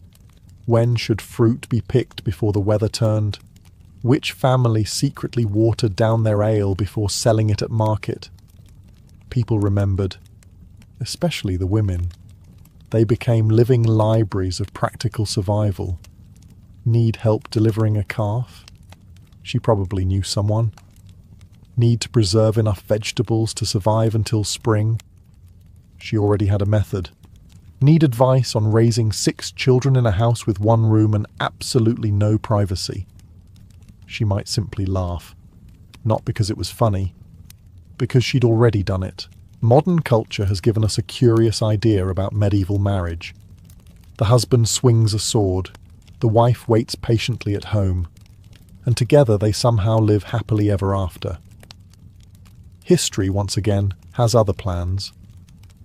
For most medieval couples, marriage wasn't the ending of a love story. It was the beginning of a business partnership. The moment a couple married, their list of responsibilities expanded dramatically. There were fields to cultivate, animals to care for, tools to maintain, children to raise, taxes to pay, food to preserve, and enough daily problems to ensure nobody had time to wonder whether life needed more excitement. Life was already exciting enough, usually in the wrong ways. A successful marriage depended on both people understanding their roles and trusting one another's abilities. Medieval husbands often handled heavy agricultural work, construction, long-distance trade, or military obligations.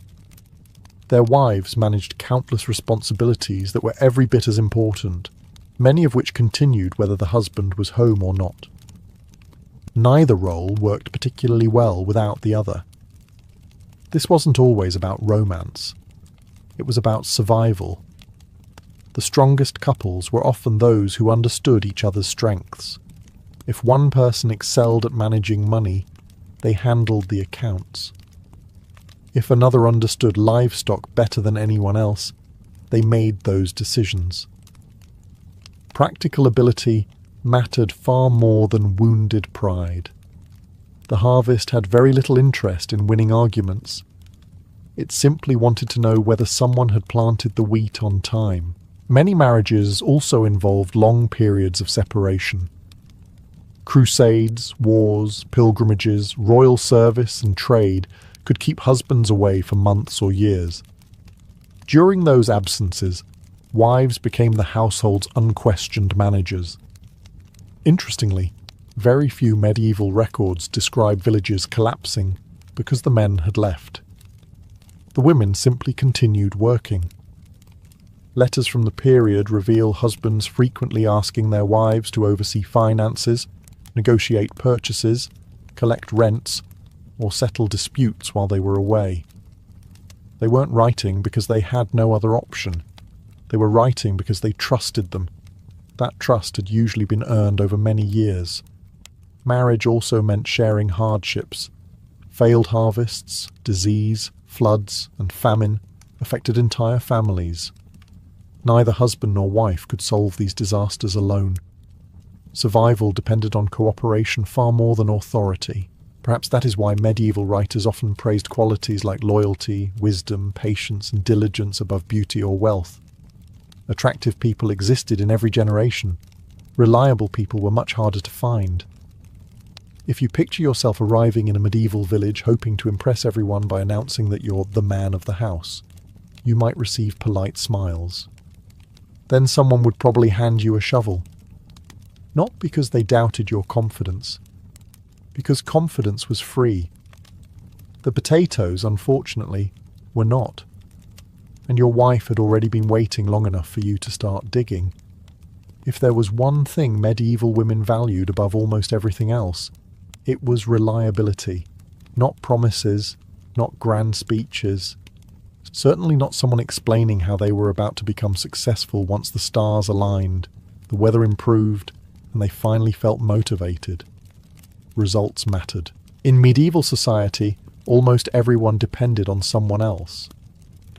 A farmer depended on the blacksmith. The blacksmith depended on the charcoal burner. The miller depended on the harvest. Families depended on one another. And wives depended on husbands who actually followed through.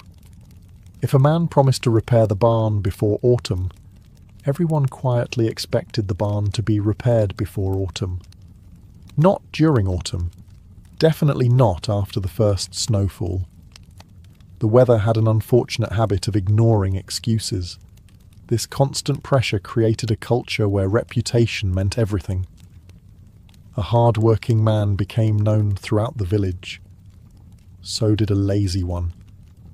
Neither reputation stayed secret for very long. Villages were surprisingly efficient information networks. You might tell one neighbour you plan to fix the fence tomorrow. By sunset, 3 other neighbours were already wondering why it hadn't happened today.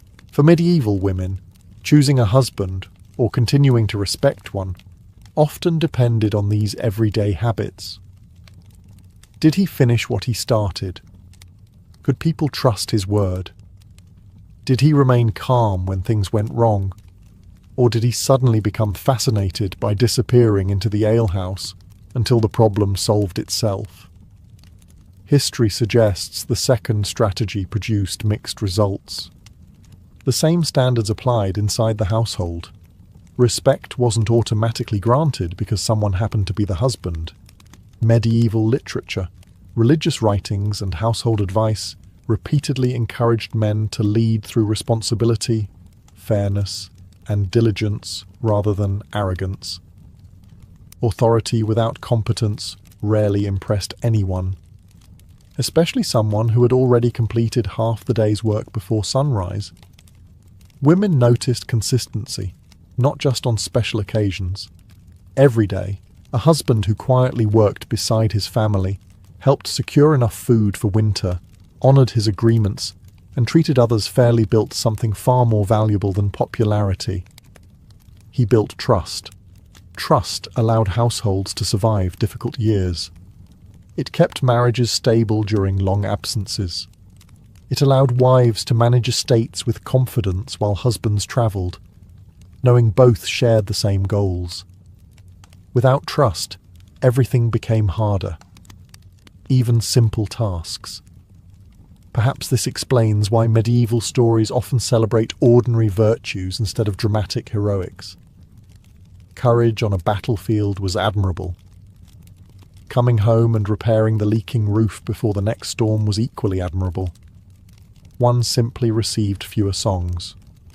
So if you imagine arriving in a medieval village, hoping everyone will admire your confidence, your fashionable clothes, or your ability to explain why something wasn't technically your fault, you may be disappointed.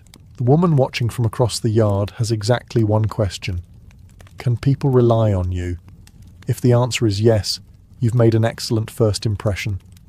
If the answer is no, she probably figured that out long before you did. One of the biggest mistakes you can make is assuming that kindness and toughness cannot exist in the same person. The average medieval woman had to possess both. She might spend the morning comforting a frightened child, the afternoon helping an elderly neighbour whose husband had fallen ill, and the evening telling a fully grown man exactly why his latest decision was spectacularly foolish. Life demanded flexibility. The Middle Ages were not gentle. Disease arrived without warning. Harvests failed. Winters seemed determined to last forever. Children often died young. Families lost parents, siblings, and friends far more often than people today can easily imagine. Grief was familiar. Giving up was not an option. That constant hardship produced remarkable resilience. Medieval women learned very early that waiting for perfect circumstances was a luxury nobody could afford. If something needed doing, it was done. If disaster struck, people adapted because there was rarely another choice. Complaining consumed valuable time. The chickens, unfortunately, refused to care about your emotional journey. This resilience could sometimes appear harsh to modern eyes. Medieval mothers expected children to contribute from a young age. Teenagers worked alongside adults. Daughters learned household responsibilities years before they became wives themselves. Childhood certainly existed. It was simply much busier. The same practical attitude extended to relationships. A woman whose husband repeatedly made poor decisions could find herself carrying the consequences for years afterward. Every foolish purchase, every unnecessary argument, every neglected repair eventually landed on someone else's shoulders. Quite often, hers. It should not surprise us that medieval women developed little patience for avoidable stupidity. History is filled with examples of women warning husbands against reckless decisions, encouraging caution before risky ventures, and urging families to prepare for difficult seasons. Sometimes those warnings were followed. Sometimes they were ignored. The records suggest that ignoring them had an unfortunate tendency to become educational. Even noble women displayed this determination. Queens, countesses, and ladies of great estates negotiated with kings, confronted rebellious nobles, defended family interests, and protected their children with astonishing persistence. They understood that hesitation could be interpreted as weakness. Confidence was not reserved for men, neither was courage. Perhaps this is why so many medieval chronicles quietly admire women who remained calm during catastrophe. While panic spread through entire communities, they continued organizing food, caring for the sick, directing servants, comforting frightened children, and making practical decisions. Someone had to keep thinking clearly. Usually someone did. So if you imagine yourself arriving in the Middle Ages hoping to impress everyone with confidence alone, remember one small detail. The woman standing beside you has survived famine, disease, political chaos, failed harvests, and probably 3 neighbours convinced they knew better than everyone else. You would not be the first person she had quietly decided needed more work and fewer opinions. It's easy to imagine that medieval women only held influence inside their own homes. History quietly disagrees. Across medieval Europe, countless women shaped politics, managed kingdoms, negotiated peace, financed armies, advised rulers, and occasionally frightened powerful men who were perfectly comfortable charging into battle, but suddenly became much less confident when confronted by a determined queen. Armour, it seems, offered very little protection against good judgment. Even ordinary women exercised influence far beyond their front doors. Village elders frequently consulted experienced wives and widows because they understood local families, remembered old agreements, and knew who could be trusted. Their opinions carried weight not because a law demanded it, but because they had earned respect through decades of practical wisdom.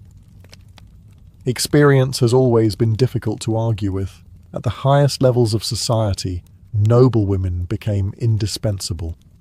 While kings travelled across their realms or fought distant wars, queens often governed in their absence. They signed official documents, heard legal disputes, supervised royal finances, welcomed foreign ambassadors, and ensured the machinery of government continued operating. The kingdom didn't simply pause because the king was away. Someone still had to keep everything from falling apart. Many noble women also became skilled diplomats. Marriage connected powerful families across Europe, meaning queens and princesses often communicated with rulers in several different kingdoms. They carried messages, eased tensions, negotiated alliances, and sometimes prevented wars before swords ever left their scabbards. That required intelligence and an extraordinary amount of patience. Imagine trying to convince two medieval kings not to fight each other. Now imagine succeeding. Some women even became military leaders when circumstances demanded it. During sieges, they organized defenses, rationed supplies, inspired exhausted defenders, and negotiated with attacking armies. Medieval chronicles occasionally describe women standing on castle walls directing preparations, while everyone else wondered how much longer they could hold out. Apparently, leadership looks remarkably convincing when everyone is depending on you. What makes these stories remarkable is not that women occasionally held authority. It's that many people around them accepted it when competence was obvious. The Middle Ages could be deeply traditional, but necessity had a habit of ignoring tradition. If the most capable person available happened to be a woman, kingdoms, castles, and villages often relied upon her regardless. Survival rarely cared about appearances. Looking back, we sometimes underestimate medieval women because they rarely wrote books celebrating themselves. Their achievements are scattered across legal records, royal letters, monastery chronicles, and estate accounts rather than dramatic autobiographies. Yet those quiet documents tell an unmistakable story. Again and again, when kingdoms faced uncertainty, families faced disaster, or communities needed steady leadership, women stepped forward because someone had to. So if you believe medieval women spent history waiting for permission to matter, you're asking the wrong question. The better question is this: how many times did history succeed only because they never waited at all? By now, you've probably noticed a pattern. The further we move away from fairy tales and closer to historical records, the tougher medieval women become. This surprises many people because history has a habit of simplifying the past.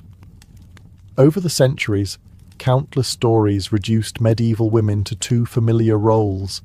They were either helpless maidens waiting to be rescued, or elegant noble ladies spending their days sewing by the window while composing poetry. Neither picture survives contact with reality. The overwhelming majority of medieval women were neither. They were simply busy. Part of the misunderstanding comes from the fact that medieval society certainly gave men and women different responsibilities. Men generally fought wars, ploughed heavy fields, and performed physically demanding labour. Women managed households, produced clothing, preserved food, raised children, cared for livestock, assisted with harvests, brewed ale, worked in family businesses, and kept communities functioning. Different jobs, not easier ones. In fact, historians often point out that the average medieval woman probably worked just as many hours as the average man, sometimes more. Especially during harvest season, when sleeping became something people vaguely remembered doing. Modern audiences also underestimate how physically demanding everyday life really was. Grinding grain, washing clothes by hand, carrying water, chopping vegetables, stirring enormous cooking pots over open fires, spinning wool, weaving cloth, gathering firewood, tending gardens, and preserving food required constant movement. There was no gym membership. Life itself was the workout. Perhaps that explains why nobody needed motivational videos explaining how to stay active. Surviving until winter was generally motivation enough. Another myth suggests medieval women had no influence because they rarely appeared in famous battles or political speeches. But history isn't only shaped by people standing on battlefields. It is shaped by the people making sure everyone else survives long enough to reach them. Every successful harvest, every child raised into adulthood, every household that survived another difficult winter, every business that continued operating while its owner travelled, every estate that remained prosperous despite years of war. Behind countless achievements stood women whose names never appeared in grand chronicles. Not because they lacked importance, because medieval writers often assumed everyone already understood how essential their work was. Ironically, later generations forgot. So when someone claims medieval women lived quiet, passive lives, they're usually describing an imaginary Middle Ages that never truly existed.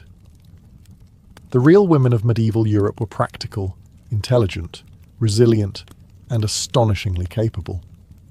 Which brings us to one final uncomfortable thought. If you somehow found yourself transported back 800 years, you probably wouldn't spend much time teaching a medieval woman how to survive. She would almost certainly spend the first week teaching you.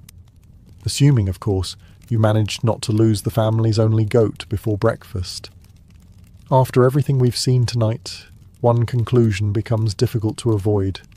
You probably wouldn't struggle in the Middle Ages because of the castles, or the plague, or even the complete absence of indoor plumbing, which deserves its own moment of silence. You would struggle because you'd be surrounded by people whose everyday abilities had been sharpened by necessity from the moment they could walk. Especially the women. For the average medieval woman, competence wasn't an impressive personality trait. It was the minimum requirement for getting through another week. She understood seasons without checking a weather app. She knew how to preserve food that had to last for months, not days. She could repair clothing instead of replacing it, recognize the first signs of illness before it became dangerous, organize an entire household with almost no written records, and make hundreds of practical decisions every single day without expecting praise. If something broke, she fixed it. If someone became sick, she adapted.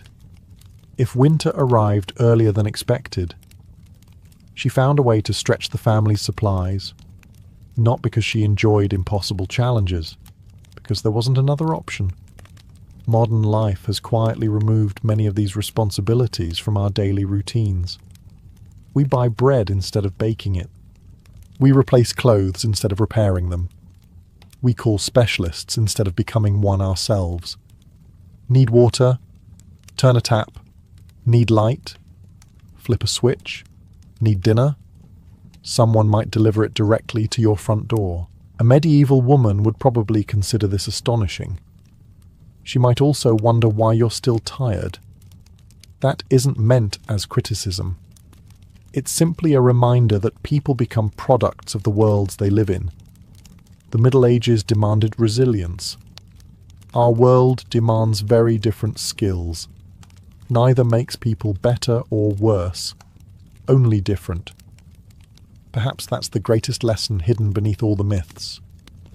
Medieval women weren't extraordinary because they possessed superhuman abilities. They became extraordinary because ordinary life required extraordinary effort. Generation after generation, they adapted to challenges most of us will thankfully never face. Their strength wasn't loud, it was constant. Their courage wasn't always recorded in chronicles. It appeared in thousands of ordinary mornings that began before sunrise and ended long after darkness fell. History rarely remembers every loaf of bread baked, every child comforted, every roof repaired, every harvest saved, or every difficult decision made around a small wooden table. Yet those quiet victories built medieval civilization just as surely as kings built castles. So the next time someone jokes that life in the Middle Ages was simple, remember the women who lived it. Not because they were fearless, not because they never grew tired, but because every single day they did what needed to be done anyway. And if we're being completely honest, after spending 1 week trying to keep up with them, you'd probably be asking whether there was perhaps another century available. Imagine waking up in ancient Rome, Athens, or Alexandria and discovering that half the city is talking about you before you've even finished breakfast. Not because you accomplished something extraordinary, not because you committed a crime, but because someone, somewhere, confidently told a story that sounded just believable enough to spread. Long before newspapers printed sensational headlines or social media rewarded outrage with endless attention, humanity had already perfected the art of gossip. The technology was different. The psychology was exactly the same. Every civilization had its own version of the rumour mill. In Greece, it gathered beneath the shaded colonnades of the Agora, where philosophers debated lofty ideas only a few steps away from fishmongers debating who was secretly bankrupt. In Rome, the forum buzzed with politicians, merchants, lawyers, veterans, and idle spectators, all eager for the latest scandal. Egypt had temple courtyards filled with priests, pilgrims, and scribes. Across the ancient world, markets functioned as shopping centres, newsrooms, and comment sections rolled into one. And unlike today's anonymous online accounts, rumours came wrapped in a far more convincing package. My cousin heard it from a legionary. A merchant arriving from Corinth swears it's true. A servant in the governor's household saw everything. Whether any of these people actually existed was another matter entirely. Ancient societies depended almost completely on word of mouth. Most people could not read, and even among those who could, official announcements were rare and slow to circulate.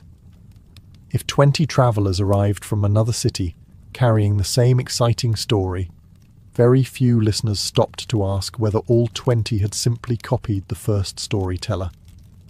After all, exciting stories travel much faster than accurate ones. Human beings have always preferred a dramatic explanation over a boring fact. The senator quietly retired because of poor health is respectable enough. The senator was poisoned after insulting the emperor's mistress guarantees a crowd before lunchtime. You might think educated people were immune to this. They were not. Some of history's greatest philosophers repeated colourful rumours without much investigation. Historians often included outrageous tales simply because they were too entertaining to ignore. Even Roman emperors employed professional rumour campaigns to shape public opinion. Character assassination was not merely casual entertainment. It became a political weapon capable of toppling careers, destroying marriages, provoking riots, and sometimes ending lives. Because in the ancient world, your reputation often mattered more than the truth itself. And once a story escaped into a crowded marketplace, catching it again was about as easy as chasing a chicken through the streets of Rome while wearing formal toga. If any city in the ancient world deserved the title of gossip capital, Athens would have been a strong contender. It was a place where ideas changed civilizations, democracy was born, and citizens could spend hours discussing philosophy, politics, or whether their neighbour's son was secretly taking bribes. You might picture ancient Athens as a city filled entirely with wise old philosophers, calmly debating the meaning of life beneath marble columns. The reality was considerably noisier. The heart of the city was the agora, a sprawling marketplace that served as Athens' commercial, political and social centre. Farmers sold olives beside potters displaying fresh wares. Politicians argued with rivals, while merchants haggled over prices. Sailors returning from distant ports shared tales that grew more dramatic with every retelling. Somewhere nearby, Socrates might be questioning someone's understanding of justice, while, just around the corner, two shopkeepers whispered that a prominent citizen had been seen leaving another man's wife a little too late in the evening. The Athenians loved conversation. Unfortunately, conversation did not always require evidence.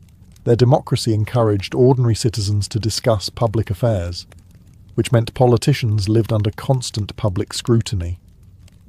Reputation could determine whether someone won an election, lost a lawsuit, or found himself ostracized from the city altogether. Every ambitious statesman understood that defeating an opponent with clever speeches was useful. Damaging his character before the speech even began was often even better. One of the most famous victims was Pericles, the celebrated leader who guided Athens during its golden age. His political enemies rarely attacked only his policies.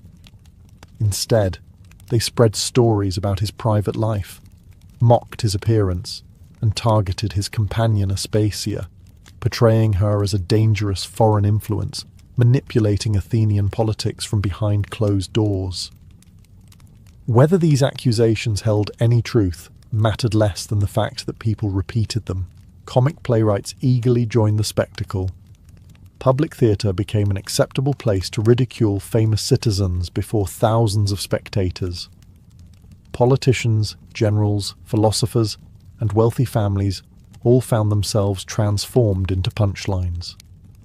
Imagine attending a comedy show only to discover that half the script consisted of jokes about your personal life.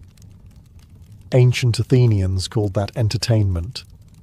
The remarkable part is how familiar it all feels. Public opinion was shaped not only by facts, but by wit, repetition, and emotion. Once enough people laughed at a rumour or repeated it over dinner, it acquired a strange kind of credibility. Athens celebrated free speech as one of its greatest achievements, but that same freedom also ensured that rumours could roam the city just as freely as philosophers themselves. As Athens demonstrated how gossip could shape democracy, Rome transformed it into something far more dangerous, an instrument of power. By the time the Roman Republic evolved into an empire, reputation had become a form of currency. A respected name could win elections, attract wealthy allies, and open the doors of the Senate. A ruined name could leave a man politically finished before he ever had the chance to defend himself.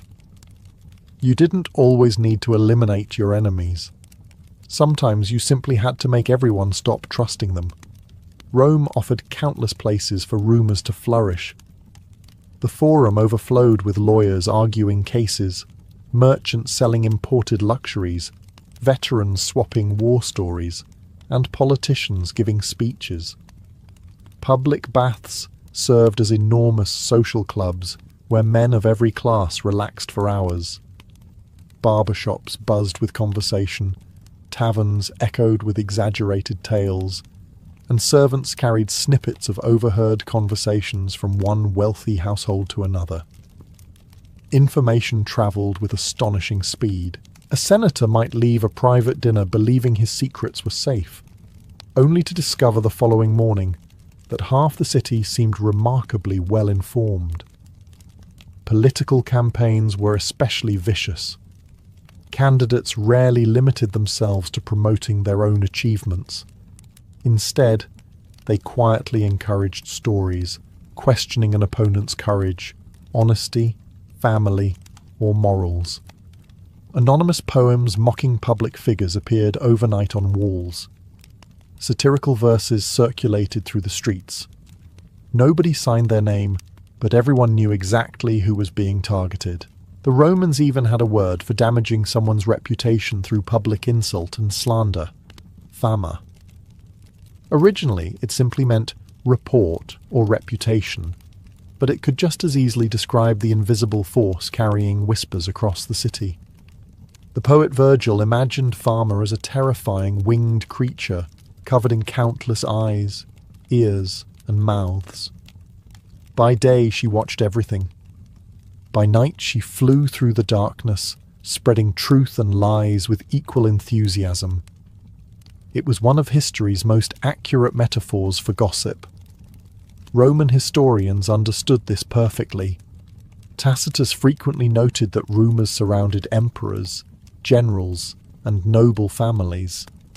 Sometimes he admitted that the stories were impossible to verify, yet he recorded them anyway, because they revealed what people believed, or wanted to believe.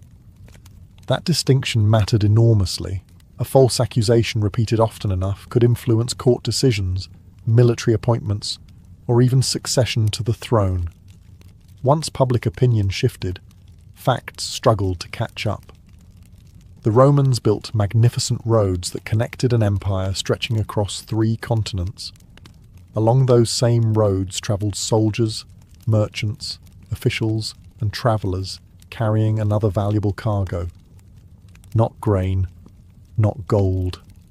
Stories. And some of those stories proved far more destructive than any Roman legion. If ordinary Romans had to worry about neighbourhood gossip, emperors faced something far more relentless. Every meal, every marriage, every illness, every public appearance became raw material for rumours that spread across an empire of millions. The higher you climbed, the less privacy you possessed. An emperor might command dozens of legions and rule territories stretching from Britain to Egypt, yet he could still lose control of the story people told about him. Take Augustus, Rome's first emperor. He understood better than anyone that power depended not only on armies, but on image.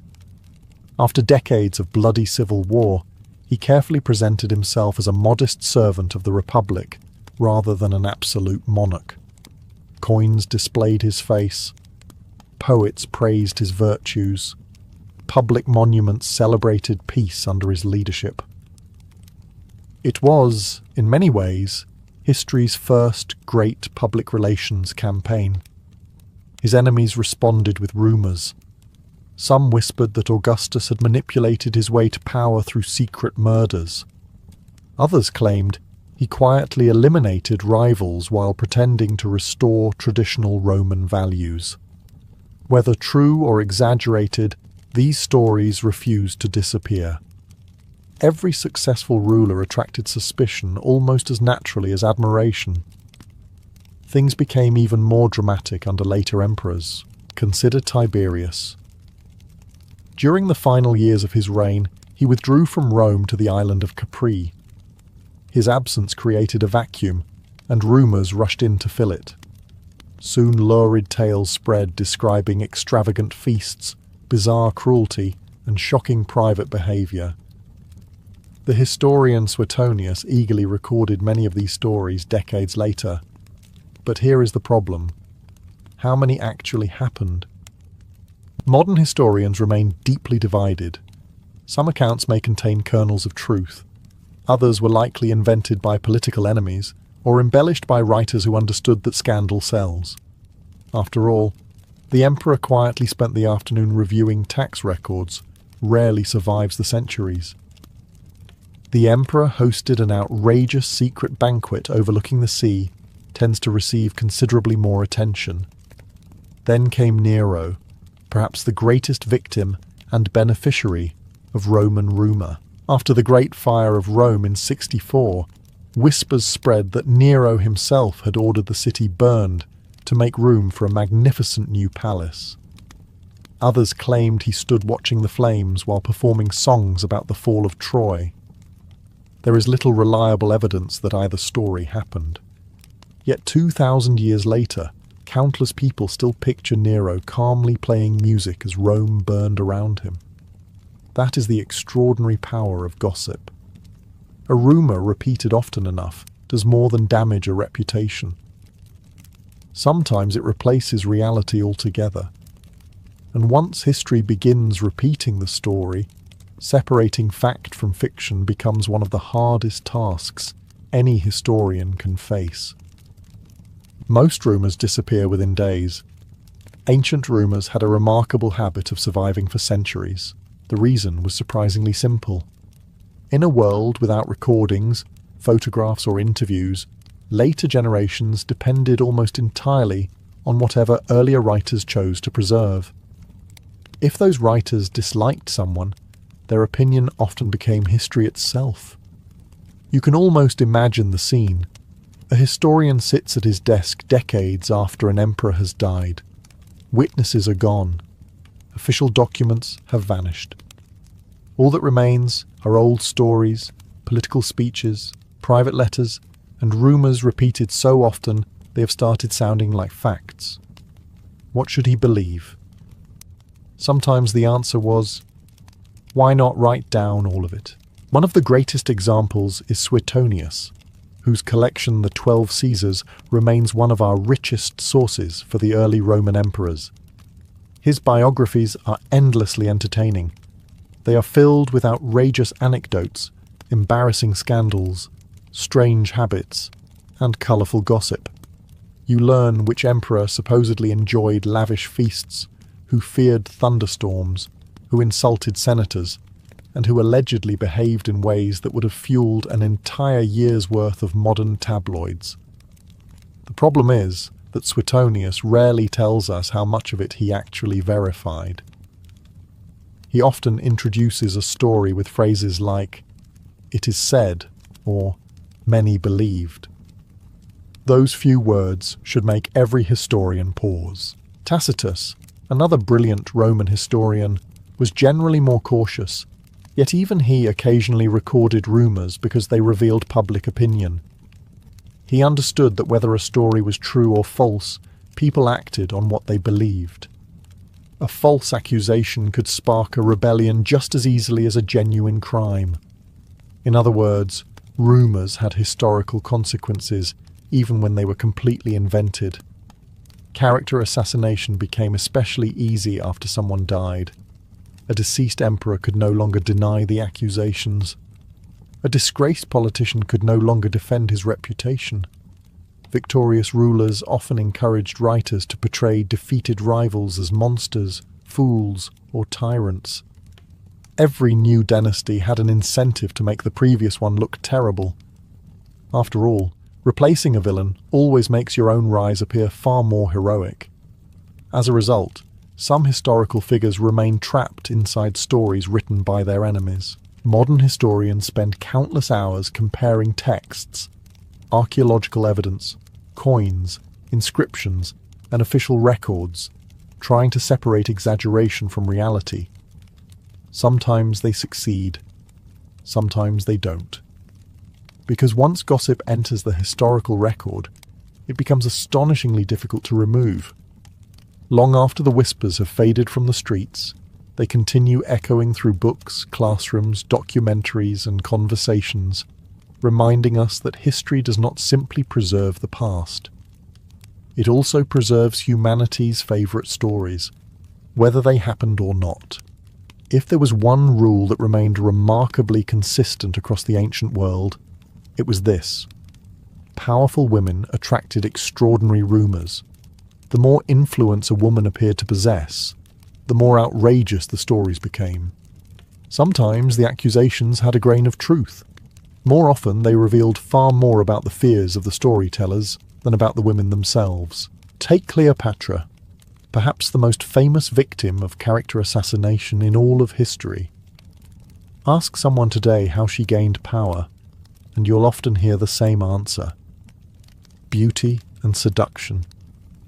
Yet the real Cleopatra was far more formidable. She spoke multiple languages, understood economics, commanded fleets, negotiated with foreign rulers, and navigated one of the most dangerous political landscapes of the ancient Mediterranean.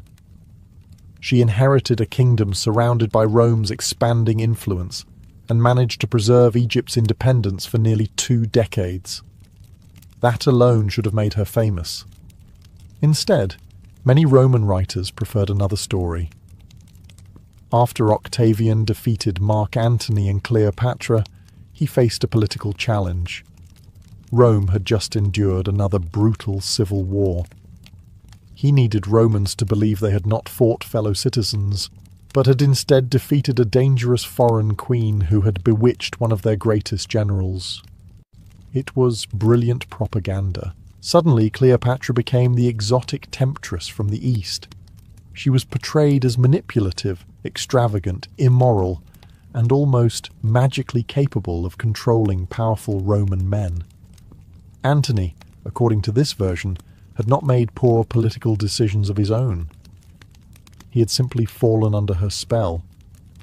Conveniently, this narrative made Octavian look like the saviour of Rome. Cleopatra never had the opportunity to answer these accusations.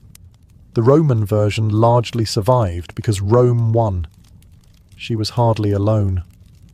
Fulvia, the wife of Mark Antony, earned a reputation for being overly ambitious simply because she participated in politics during a time when many believed women should remain in the background. Livia, wife of Augustus, became the subject of persistent whispers, claiming she poisoned rivals to secure the throne for her son Tiberius. Ancient historians repeated these suspicions, yet modern scholars have found remarkably little evidence to support many of them. Still, the rumours endured. Ancient audiences loved dramatic villains, and a politically influential woman often fit the role perfectly. The pattern feels surprisingly familiar. Confident women were labelled manipulative. Intelligent women were called dangerous. Successful women were accused of secret schemes that supposedly explained achievements others struggled to accept. 2,000 years later, historians continue untangling fact from fiction. But one truth is difficult to ignore. Sometimes the greatest weapon used against a powerful woman was not an army, a dagger, or a courtroom. It was simply a story that refused to die. Most gossip destroys a friendship. Ancient gossip occasionally destroyed entire kingdoms. When diplomacy depended on trust, and trust depended on reputation, a carefully planted rumour could become as dangerous as an invading army. Kings, generals, and ambassadors all understood that information was a weapon. Sometimes it was far cheaper to poison an enemy's reputation than to fight his soldiers. One of the oldest examples comes from the Persian Wars. As the vast Persian Empire expanded westward, the Greeks told endless stories about Persian rulers. Kings like Xerxes were described as impossibly arrogant, endlessly luxurious, and surrounded by unimaginable wealth. Some accounts were certainly based on reality. Others grew more extravagant every time they crossed the Aegean Sea. The Persians were not simply enemies. They became symbols of everything Greeks claimed they were not. Meanwhile, Persian courts likely heard equally colourful stories about the quarrelsome Greek city-states. Tiny kingdoms constantly arguing among themselves hardly appeared capable of serious resistance. Underestimating an opponent often begins with believing flattering stories about yourself. Rumours also played a crucial role during the rise of Alexander the Great. As his armies marched deeper into Asia, stories travelled ahead of them. Some claimed Alexander was unstoppable because he descended from the hero Heracles. Others insisted he was the son of Zeus himself. In Egypt, priests welcomed him as the son of the god Amun, strengthening this extraordinary image. Did everyone literally believe he was divine? Probably not. But the rumour itself served an important purpose. If soldiers believed their commander possessed divine favour, confidence soared. If enemies believed they faced a man protected by the gods, hesitation could spread before the battle even began. Perception became part of warfare. The Romans perfected this strategy. Before invading new territories, they often portrayed rival leaders as savage, treacherous, or irrational. Julius Caesar's own writings about Gaul carefully emphasized the dangers posed by Celtic tribes. While many descriptions reflected genuine military threats, they also helped justify years of expensive campaigning back in Rome. A terrifying enemy made an ambitious conquest seem necessary rather than opportunistic. Political rumours worked inside empires as well. False reports of an emperor's death could trigger rebellions hundreds of miles away. Whispers that a governor planned to betray the throne caused armies to change loyalties overnight. Sometimes these stories proved completely false, but by the time the truth arrived, battles had already been fought. That may be the most remarkable thing about ancient rumours. They rarely needed to be true. They only needed enough people to believe them long enough to change history. Once swords were drawn and kingdoms marched to war, correcting the original story became almost irrelevant. By then, the damage had already become part of history itself. You might assume that after centuries of archaeological discoveries and careful historical research, most ancient rumours have finally been laid to rest. Not quite. Some of history's most famous facts are actually old pieces of gossip that have simply enjoyed an exceptionally long life. Take Nero. Ask almost anyone what he did while Rome burned, and you'll likely hear the same answer. He fiddled as flames consumed the city. There's just one small problem. The violin would not be invented for well over 1,000 years. Ancient writers actually claimed Nero sang while accompanying himself on a stringed instrument called a cithara. Even that story remains highly questionable. Some sources place him miles away from Rome when the fire began, while others say he returned quickly to organize relief efforts, opening public buildings to shelter those who had lost their homes. None of those details are nearly as memorable as the image of a mad emperor serenading a burning city. So that version survived. Or consider Caligula. He is often remembered as the emperor who appointed his horse Incitatus as a senator. It is one of history's favourite examples of imperial insanity. Except there is very little evidence that it actually happened. Ancient sources suggest Caligula planned to honour his prized horse with extravagant gifts, and perhaps joked that the animal would make a better senator than many of the men serving in Rome. Given the emperor's sharp sense of mockery, it would not have been entirely out of character. Somewhere along the way, satire became accepted as literal history. Then there is the infamous story of Marie Antoinette, supposedly declaring, "Let them eat cake." Although she lived many centuries after the ancient world, her example perfectly illustrates how character assassination works across history. There is no reliable evidence she ever uttered those words, yet they became attached to her because they perfectly matched the public image her enemies wanted to create, an arrogant ruler completely detached from ordinary people. The lesson is timeless. People rarely remember the most accurate version of events. They remember the most satisfying one. Historians constantly wrestle with this problem. Every inscription uncovered, every forgotten letter translated, and every archaeological discovery forces old assumptions to be questioned. Sometimes long-repeated stories collapse under the weight of new evidence. Other times they remain stubbornly alive simply because they are too entertaining to abandon, and perhaps that is gossip's greatest victory. A rumour does not truly succeed when everyone believes it. It succeeds when people stop asking whether it was ever true in the first place.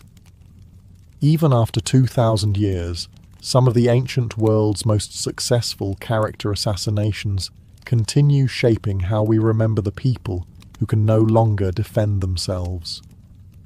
If you stepped into the ancient world believing that only modern society can cancel someone, you would be in for a rude surprise.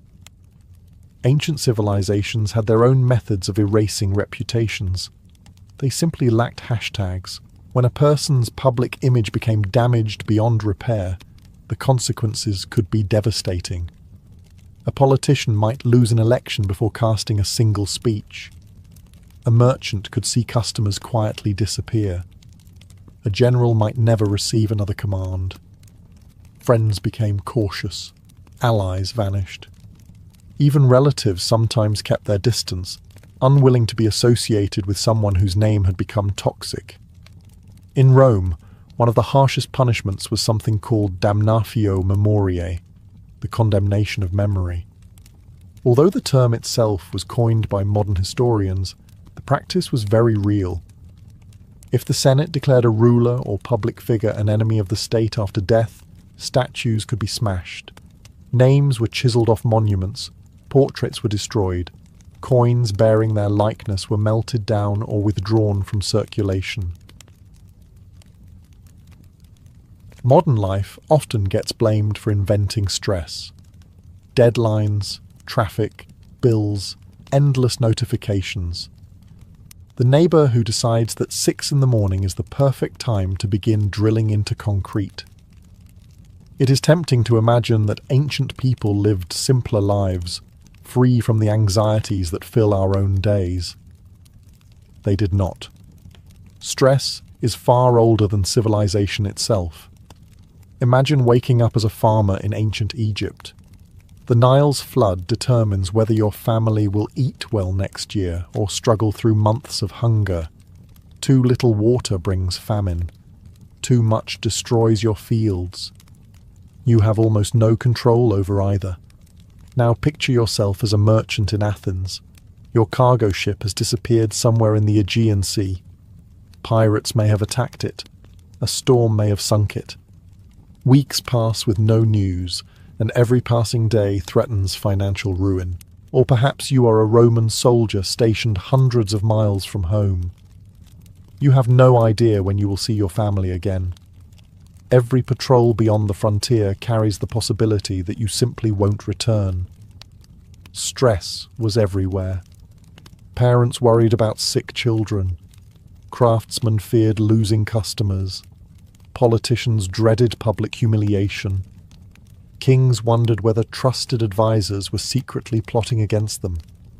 Even emperors, who possessed unimaginable wealth and power, often slept poorly, knowing that history offered remarkably short careers for unpopular rulers. The ancient world lacked hospitals filled with specialists, professional therapists, and books promising 7 easy steps to inner peace. Yet its people understood something remarkably important. The human mind cannot remain under constant pressure forever. Every civilization eventually discovered that surviving physically was not enough. People also needed ways to recover emotionally. They needed moments of silence after chaos, laughter after hardship, companionship after loneliness, and hope after disappointment. Without realizing it, they developed many of the same coping strategies psychologists recommend today. They exercised. They spent time with friends. They walked through gardens. They attended festivals. They prayed. They listened to music. They shared meals. They found meaning in rituals that gave structure to uncertain lives. Of course, they also occasionally blamed their bad mood on an angry god or an unlucky constellation, which probably made family arguments considerably more dramatic. Still, beneath those different beliefs, the emotional needs remained strikingly familiar. Across Greece, Rome, Egypt, China, and countless other civilizations, people searched for the same thing we search for today. Not a life without problems, but enough peace, comfort, and resilience to face tomorrow when it arrived. Once ancient people accepted that life would always bring hardship, they searched for places where those burdens could be set down, even if only for a little while. That is where temples entered the story. To modern eyes, an ancient temple may seem like little more than a religious building filled with statues, incense, and priests. But for the people who walked through those massive stone doorways, it was often something much more personal. It was a refuge. Imagine leaving behind the crowded streets of Athens. The shouting merchants fade into the distance. The clatter of carts grows quieter. As you climb toward the sanctuary of Athena, the air itself seems calmer. Marble columns rise above you. Birds replace the noise of the marketplace. And for the first time all day, nobody is asking you to buy anything. That alone is enough to lower your blood pressure. The Greeks believed the gods were present within these sacred spaces. Whether you came seeking advice, forgiveness, or simply a moment of quiet reflection, entering a temple created a clear mental boundary between ordinary life and something greater. The Egyptians felt something similar. Their enormous temples were carefully designed to slow visitors down.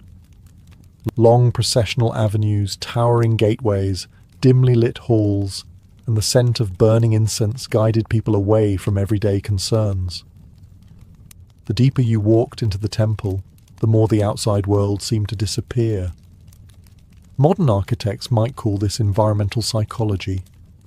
Ancient priests simply called it sacred design. Some sanctuaries specialized in healing both body and mind. One of the most famous stood at Epidaurus in Greece, dedicated to Asclepius, the god of medicine. Pilgrims travelled from across the Mediterranean hoping to recover from illness or emotional suffering. They bathed, offered sacrifices, and eventually slept inside special chambers, believing the god would visit them in dreams and reveal a cure. Whether divine intervention actually occurred is impossible to know, but hope itself can be remarkably therapeutic. Even the Romans, often remembered for conquest and engineering, maintained small household shrines called Lararia. Every morning families paused before these little altars to honour their household gods. A brief prayer, a tiny offering of wine or bread, perhaps a few moments of gratitude before beginning another demanding day. It was a daily ritual that brought consistency to an unpredictable world. Not every prayer was answered. Not every illness disappeared. Yet these sacred places gave people something equally valuable, a feeling that they were not carrying life's burdens alone. Sometimes the greatest comfort was not certainty that everything would be fine. It was simply believing that someone, whether a god, an ancestor, or the universe itself, was listening in the silence. Temples offered peace through silence. Festivals offered peace through noise. After weeks or even months of hard labour, ancient people understood that the mind needed something different from routine. Fields still had to be ploughed, walls repaired, taxes paid, and children fed. But every so often, society collectively agreed on something surprisingly healthy. Work could wait. Across the ancient world, calendars were filled with festivals that interrupted ordinary life. Some honoured the gods. Others celebrated the harvest, military victories, or the changing seasons. Whatever the reason, they all accomplished something remarkably similar. They gave people permission to stop worrying. Perhaps nowhere was this more obvious than during Rome's Saturnalia. Held each winter in honour of Saturn, the god of agriculture, Saturnalia turned Roman society upside down for several unforgettable days. Schools closed. Many businesses stopped operating. Gambling, normally restricted, became acceptable. Small gifts were exchanged. Homes were decorated with greenery, and enormous feasts stretched late into the evening. Most famously, social roles temporarily blurred. Masters often served food to their slaves, who were allowed to joke freely with their owners without fear of punishment. It was not true equality, and once the festival ended, Roman society quickly returned to normal.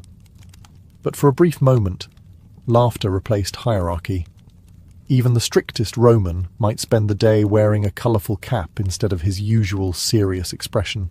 The Greeks found their own escape through festivals honouring Dionysus, the god of wine, theatre, and celebration.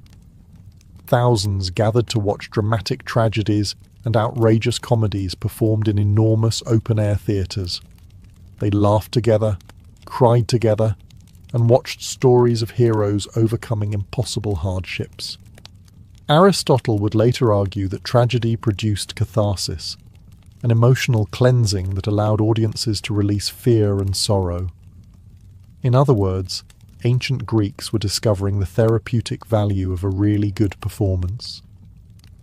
Egyptian festivals were equally vibrant. During celebrations like the Opet festival, sacred statues of the gods were carried through the streets in magnificent processions. Musicians filled the air with drums, harps, and flutes. Families shared food, dancers performed, and entire cities transformed into places of celebration rather than work. Modern psychologists often speak about the importance of breaking routine to prevent burnout. Ancient civilizations arrived at the same conclusion through experience. After months of responsibility, people needed moments that reminded them life contained more than obligations. Music, food, friends, laughter. The festivals eventually ended, of course. Farmers returned to their fields, merchants reopened their shops, and soldiers resumed their duties. But they returned, carrying something invisible, a lighter mind. Sometimes the most effective way to cope with stress was not solving every problem. It was setting those problems aside for a few precious days and remembering what joy felt like before facing them again. Once the music faded and the festivals came to an end, ancient people returned to ordinary life, carrying something almost as valuable as celebration itself: each other. Long before psychologists spoke about the importance of social support, people instinctively understood that worries became lighter when they were shared. They might not have used words like mental health or emotional resilience, but they recognized a simple truth. No one was meant to carry life's burdens alone. In ancient Greece, friendship was considered one of life's greatest treasures. Philosophers wrote extensively about it. Aristotle even argued that true friendship was essential for a good life, suggesting that wealth and power meant very little if you had nobody with whom to share them. That philosophy extended far beyond the classroom. The Greek symposium was one of the most important social traditions. After dinner, friends gathered to drink diluted wine, discuss politics, philosophy, poetry, music, or simply tell stories about their day. Some conversations became deeply intellectual. Others almost certainly ended with someone insisting they could sing much better after their fourth cup of wine. History suggests they usually could not. The point was never perfection, it was companionship. Rome developed similar customs. The evening meal, known as the cena, often became the social highlight of the day. Families reunited after work, while friends and neighbours gathered for long dinners that stretched well into the evening. Wealthy Romans hosted elaborate banquets, but even ordinary households found comfort in eating together. Sharing bread, olives, vegetables, cheese, and conversation created something far greater than the meal itself.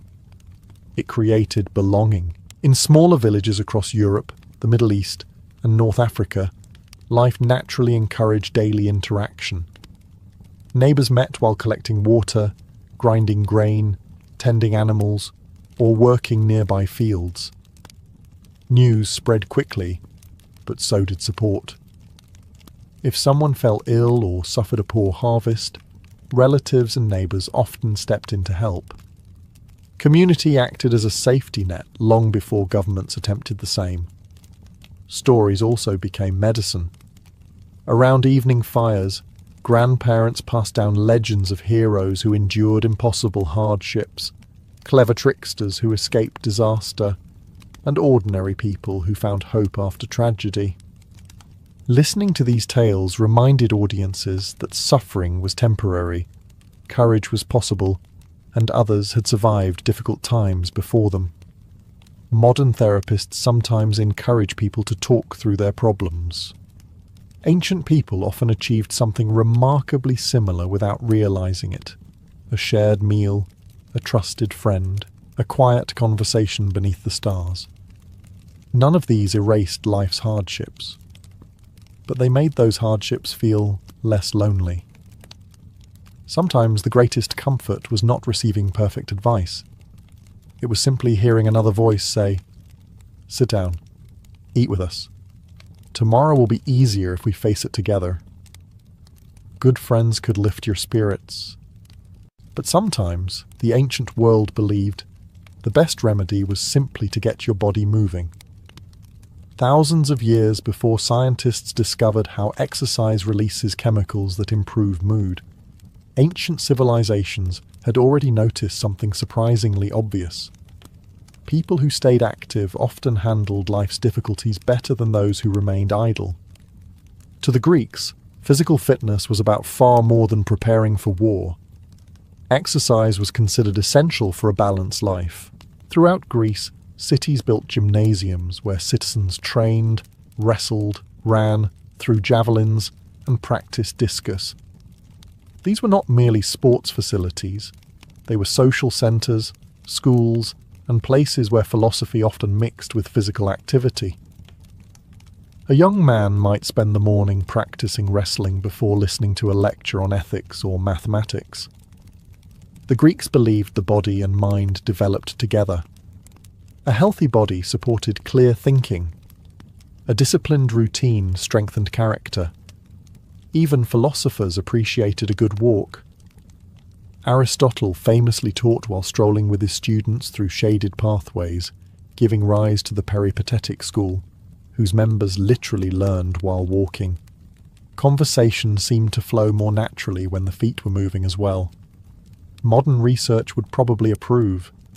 The Romans shared this appreciation for movement, although they approached it somewhat differently. Military training demanded incredible endurance. Legionaries marched astonishing distances carrying heavy equipment, built roads and camps after exhausting journeys, and drilled constantly with weapons heavier than those used in real combat. While their motivation was military effectiveness rather than stress management, the physical activity itself helped release tension accumulated through long campaigns. Even civilians stayed surprisingly active. Without cars, elevators, or delivery services, daily life required constant movement. People walked to markets, climbed stairs in crowded apartment buildings, carried water, tended gardens, and worked with their hands. Physical exertion was woven naturally into ordinary routines, rather than squeezed into a scheduled hour before breakfast. The ancient Olympic Games reflected another important truth. Competition itself could be joyful. Watching athletes achieve extraordinary feats inspired entire communities. Victories brought celebration, admiration, and a shared sense of pride that extended far beyond the individual competitor. Of course, not every workout looked graceful. Some beginner wrestlers undoubtedly discovered muscles they never knew existed. Others probably learned that confidence alone does very little against an opponent twice your size. Certain lessons never change. Today, doctors recommend walking, running, swimming, or lifting weights to reduce stress and improve emotional well-being. Ancient people would not have understood words like endorphins or serotonin. But after a long walk beneath olive trees, a vigorous wrestling match, or an afternoon working in the fields, they recognized the feeling immediately. The world itself had not become any easier. Yet somehow, they had become stronger, calmer, and more prepared to face it. Exercise strengthened the body, but ancient people also discovered another remedy that required far less effort. Sometimes the best way to quiet a restless mind was simply to step away from the crowd. Cities like Rome, Athens, Alexandria, and Babylon were anything but peaceful. Streets echoed with shouting merchants, clattering carts, barking dogs, hammering blacksmiths, and endless conversations. Markets overflowed with people, while political debates could become so heated that keeping a safe distance occasionally seemed like an excellent survival strategy. Even 2,000 years ago, people needed a break from the noise. The wealthy Romans often escaped to country villas whenever they could. These estates were not simply symbols of luxury. They offered something many city dwellers desperately craved: silence. Surrounded by vineyards, olive groves, gardens, and flowing streams, visitors could read, walk, fish, or simply sit beneath the shade of towering trees. Writers like Pliny the Younger described the deep satisfaction of leaving Rome behind for a few peaceful days, where the only urgent decision involved choosing whether to stroll through the orchard before or after lunch. It was a remarkably healthy dilemma. The Greeks found comfort in nature as well. Sacred groves surrounded many temples, and philosophers frequently held discussions outdoors instead of inside buildings. Plato's academy was famous for its shaded gardens, where students learned while birds sang overhead and gentle breezes cooled the afternoon air. Learning, they believed, was easier when the mind felt relaxed. The ancient Chinese reached similar conclusions. Taoist thinkers encouraged people to observe rivers, mountains, forests, and changing seasons. Nature represented balance. A flowing stream did not fight every obstacle. It simply moved around it. Watching the natural world reminded people that constant struggle was not always the wisest response to life's difficulties. Music also played an important role. Greek philosophers believed certain melodies could influence emotions and restore inner harmony. Pythagoras argued that music reflected mathematical order within the universe itself. Whether performed on a lyre, flute, harp, or simple reed pipe, music was thought to calm the soul as much as it entertained the ear. Even soldiers marching home from distant campaigns often sang together, easing exhaustion one verse at a time.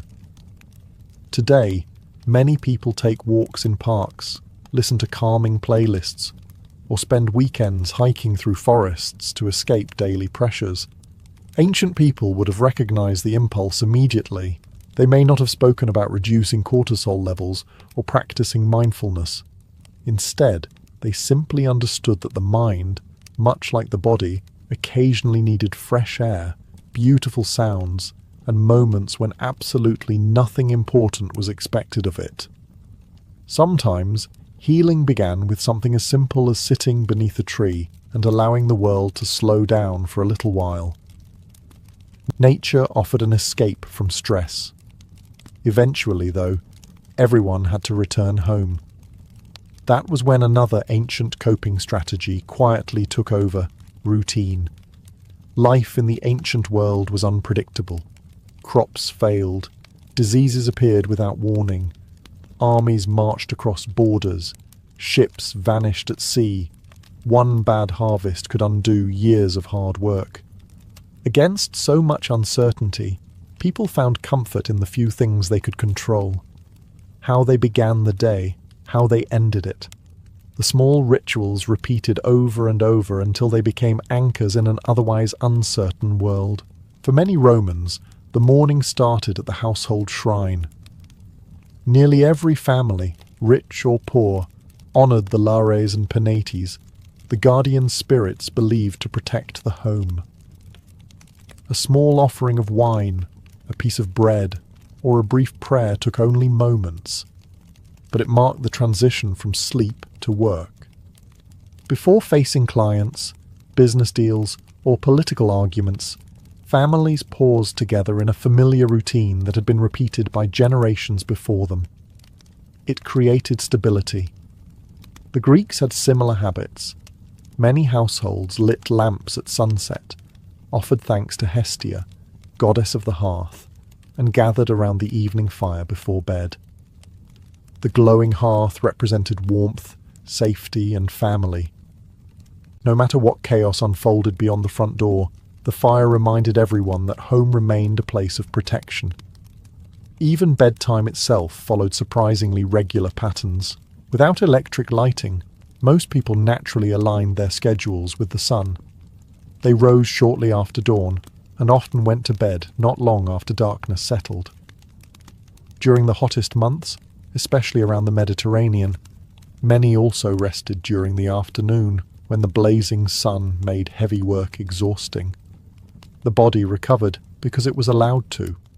Sleep, however, was never guaranteed. Ancient writers occasionally described insomnia, nightmares, and anxious thoughts. Roman philosopher Seneca admitted that worry could keep even the wealthiest person awake. The physician Galen advised patients suffering from restlessness to avoid overeating, maintain regular habits, exercise moderately, and spend time in calm surroundings. His advice would not sound particularly out of place in a modern health magazine. People also found comfort in familiar evening rituals. Some read poetry aloud, others listened to music or family stories. Children heard the same legends repeated night after night, while older relatives reflected on the day's events. These predictable moments created a sense of order in lives that rarely felt fully under control. Today, experts often recommend consistent sleep schedules and calming bedtime routines to reduce stress.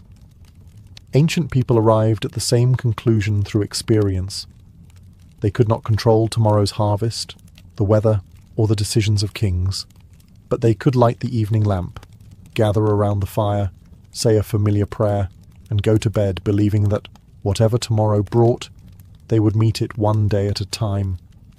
Temples offered hope, festivals brought joy, friends shared your burdens. But there was one ancient method of coping with stress that asked an entirely different question. What if the problem wasn't the world around you? What if it was the way you looked at it? This idea became the foundation of several ancient schools of philosophy, and for countless people, philosophy was not an abstract subject discussed only by scholars. It was practical medicine for the mind. Few people embraced this more completely than the Stoics. Founded in Athens and later embraced by many Romans, Stoicism taught that suffering often came not from events themselves, but from our reactions to them. You could not control storms, illness, politics, or the opinions of other people.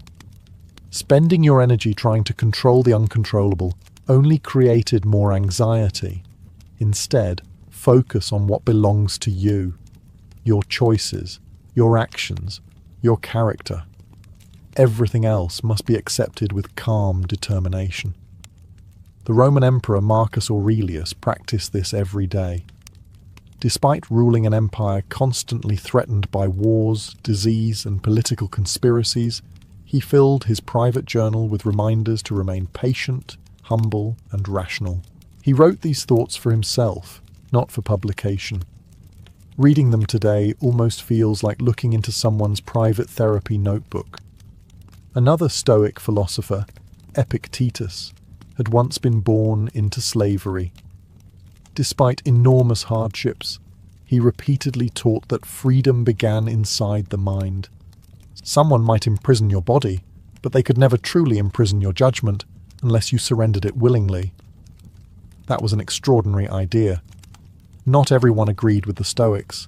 The Epicureans offered a different path.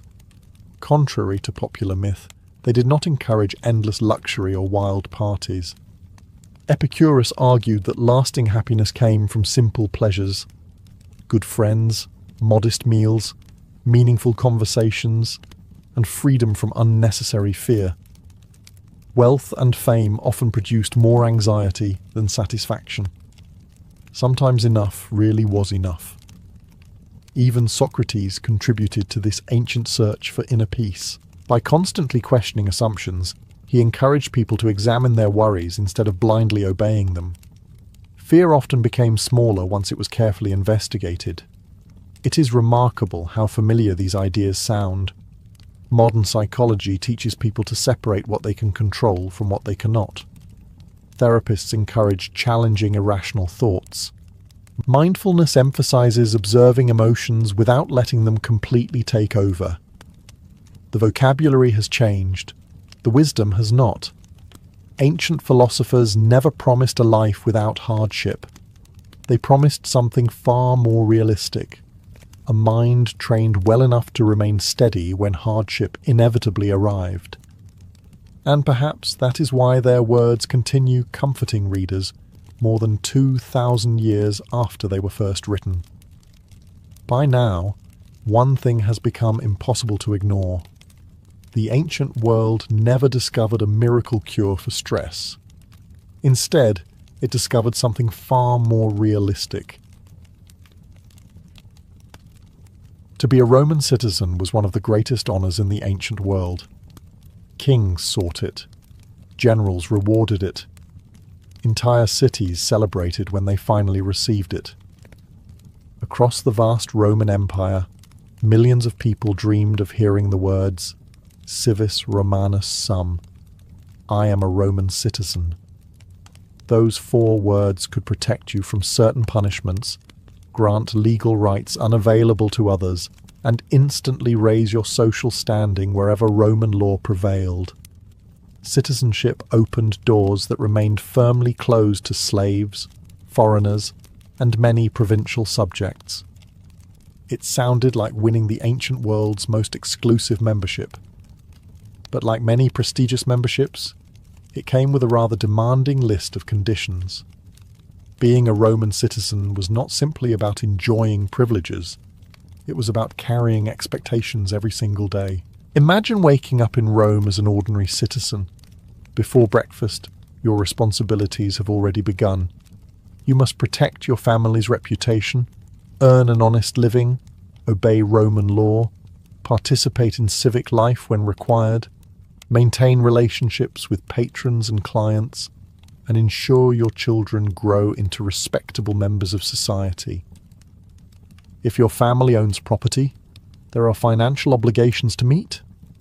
If Rome calls upon your generation to serve, military duty may await.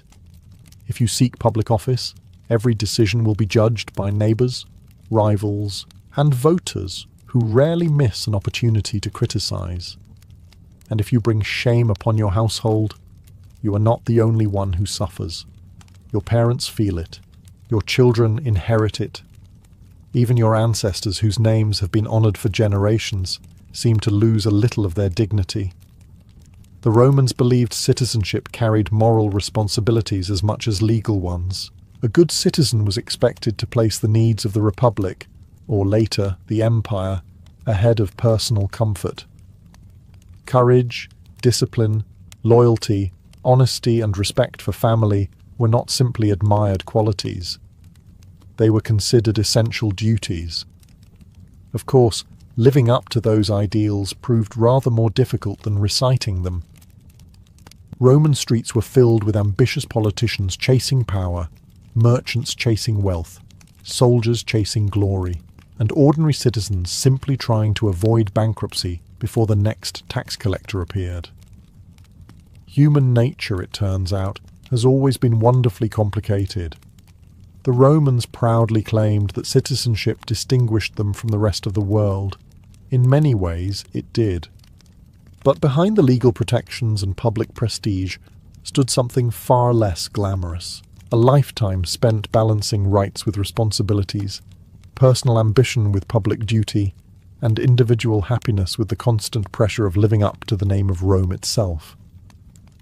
For a Roman citizen, wearing that title was an honour. Carrying its weight was another matter entirely. If Roman citizenship brought prestige, Rome expected something in return. The empire was not held together by marble temples or magnificent legions alone. It was held together by millions of ordinary citizens doing what Rome expected them to do. Every citizen owed the state something. Sometimes it was money, sometimes it was labour, sometimes it was loyalty, and occasionally it was all 3 at once. One of the most important responsibilities was participating in the census. Every few years, Roman officials known as censors recorded citizens, their families, their property, and their wealth. At first glance, it may have looked like little more than ancient paperwork.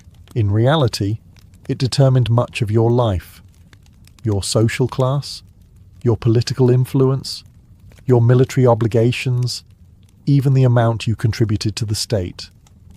The Romans took this process extremely seriously.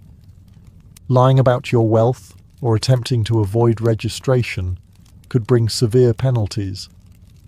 More importantly, it branded you as someone unwilling to fulfill your duty to Rome. That stain on your reputation could last far longer than any financial punishment.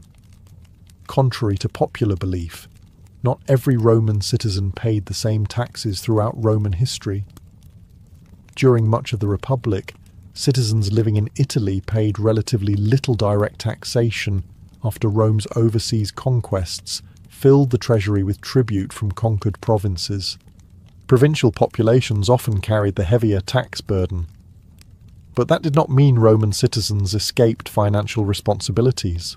There were customs duties on imported goods, local municipal taxes, inheritance taxes under the empire, and countless indirect expenses tied to civic life.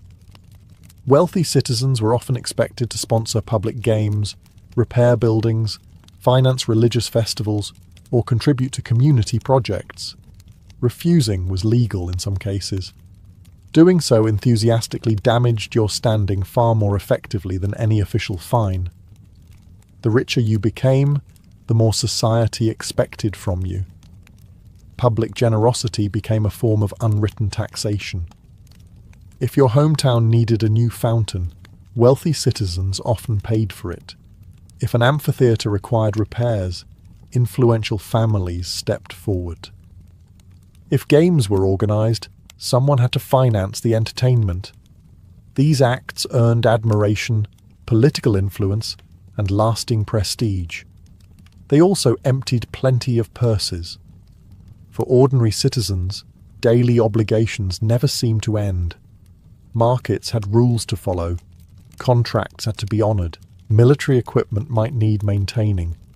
Neighbourhood associations collected contributions for religious ceremonies and local events. Rome rewarded responsibility. It also noticed neglect. Being a Roman citizen meant living with the understanding that your relationship with the state was never one-sided. Rome protected your rights, enforced your contracts, and recognized your status. In return, Rome expected you to contribute to the machine that made all of those privileges possible. Citizenship, in Roman eyes, was never something you simply possessed. It was something you continually earned through duty.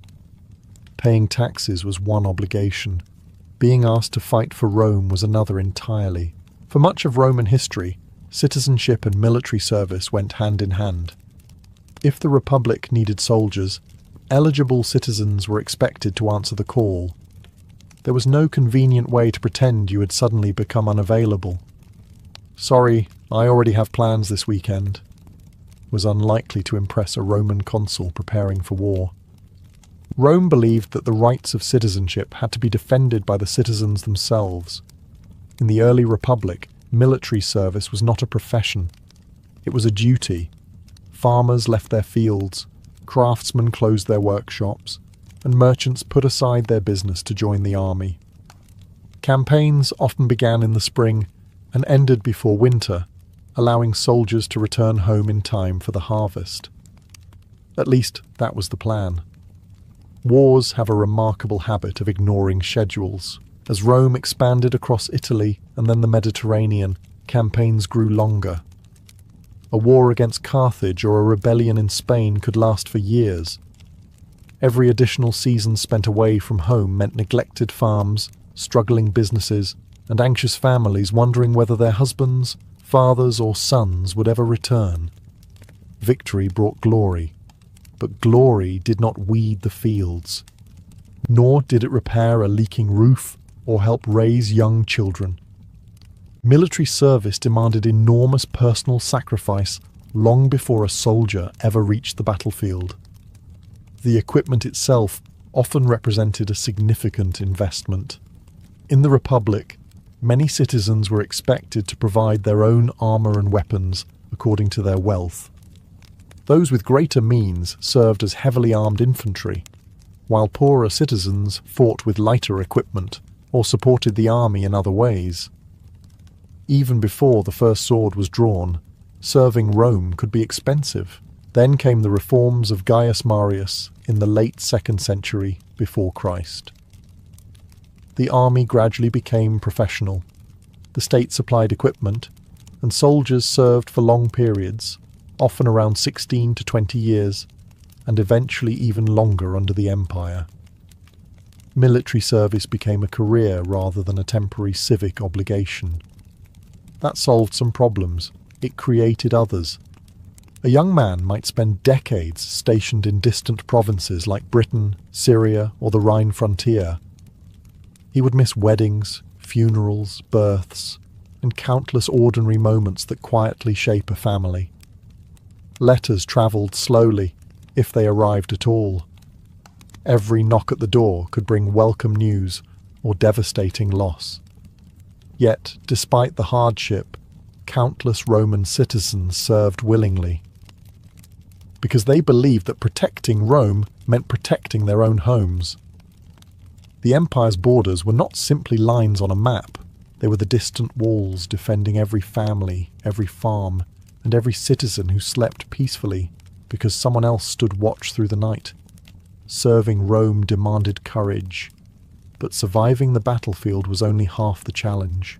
Once you returned home, another battle awaited, protecting your family's honour. To a Roman citizen, reputation was not something you owned alone. It belonged to your entire family. Every action, every business deal, every marriage, every public argument, and every careless decision reflected upon parents, siblings, children, and even ancestors who had been dead for generations. You were never simply representing yourself. You were carrying your family's name everywhere you went.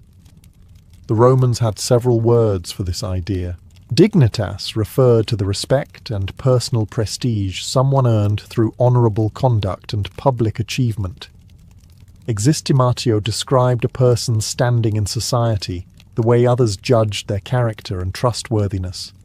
Neither could be purchased. Both could be lost surprisingly quickly. Imagine you are a merchant in Rome. You cheat one customer. By sunset, half the neighbourhood has heard about it. The next morning, buyers begin choosing another stall. Potential business partners become cautious. A family arranging a marriage for their daughter quietly decides your household is no longer respectable enough. Your mistake has spread far beyond your own wallet.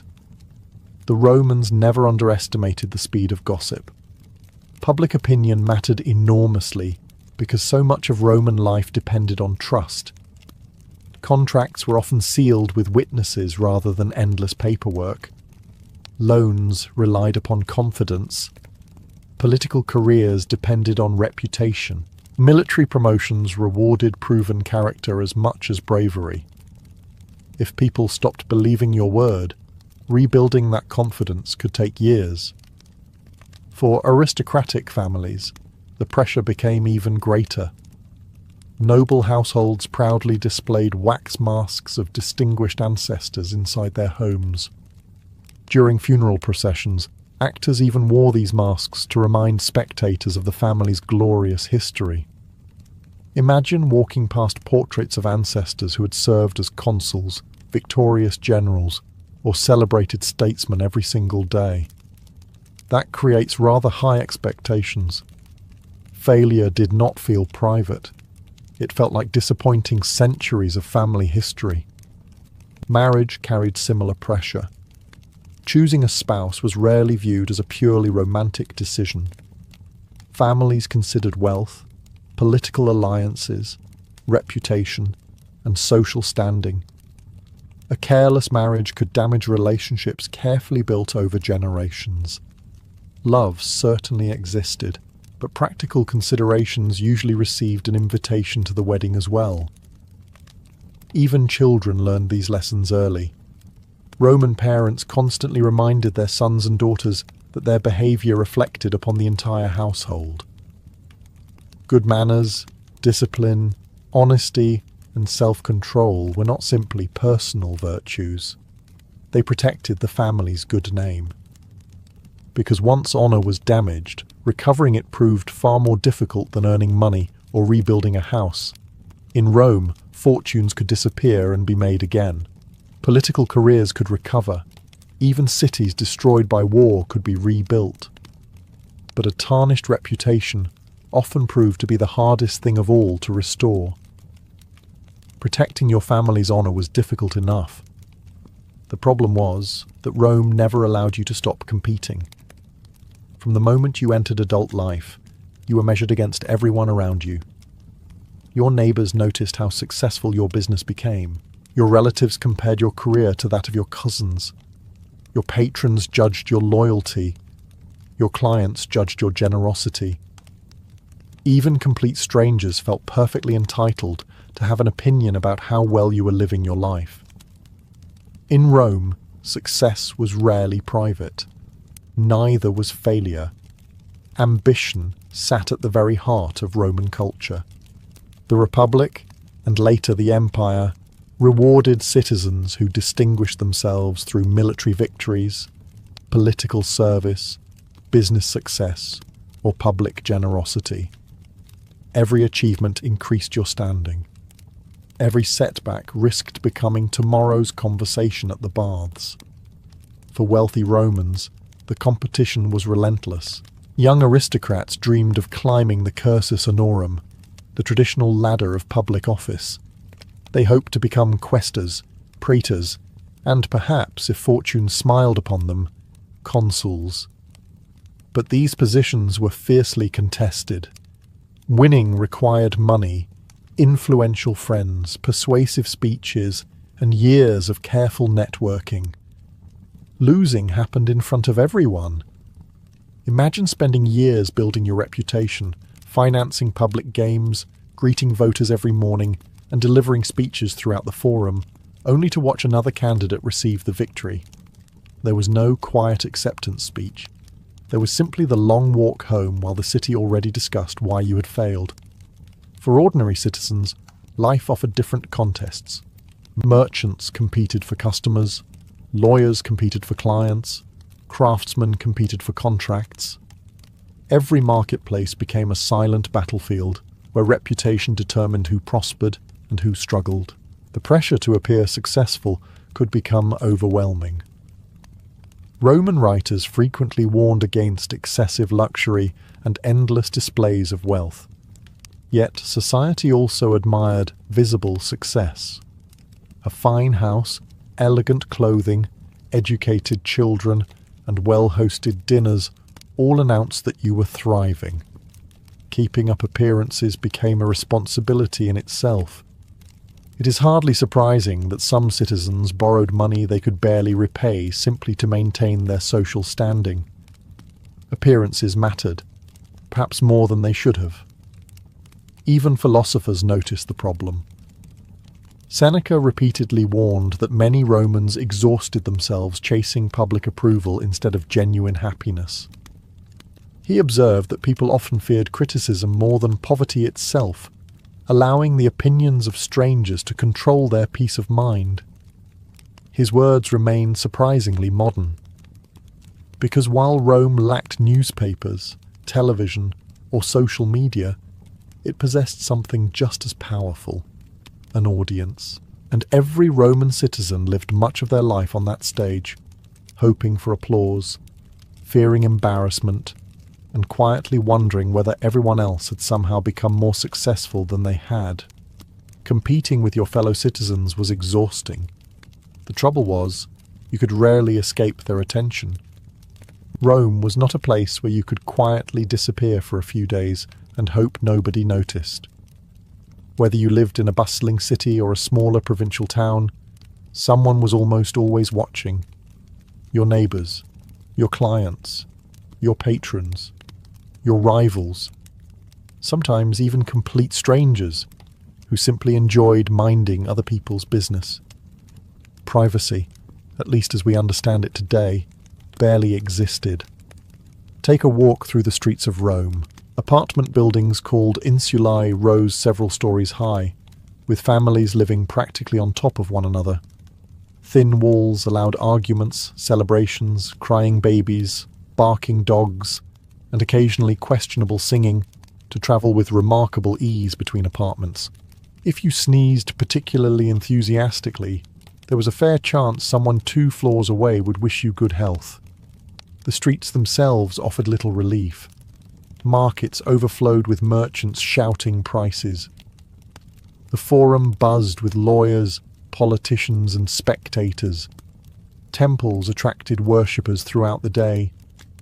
Even a simple trip to buy bread often turned into an unexpected social gathering, because you inevitably met friends, relatives, customers, or neighbours before reaching home. The Roman baths made matters even more public. Far more than places to wash, they functioned as enormous social clubs where citizens exercised, discussed politics, negotiated business deals, exchanged gossip, and formed new friendships. Rich and poor mingled in surprisingly close quarters. If people wanted to know what was happening in the city, they often learned it while soaking in warm water. It was difficult to keep secrets when everyone relaxed together every afternoon. Public ceremonies created even more opportunities to be seen. Religious festivals, triumphal processions, funerals, elections, gladiatorial games, theatrical performances. Attendance mattered. Your absence might be noticed just as much as your presence. Were you avoiding someone? Had your family fallen into financial trouble? Were you ill, or simply unfashionably late? Someone would almost certainly invent an explanation.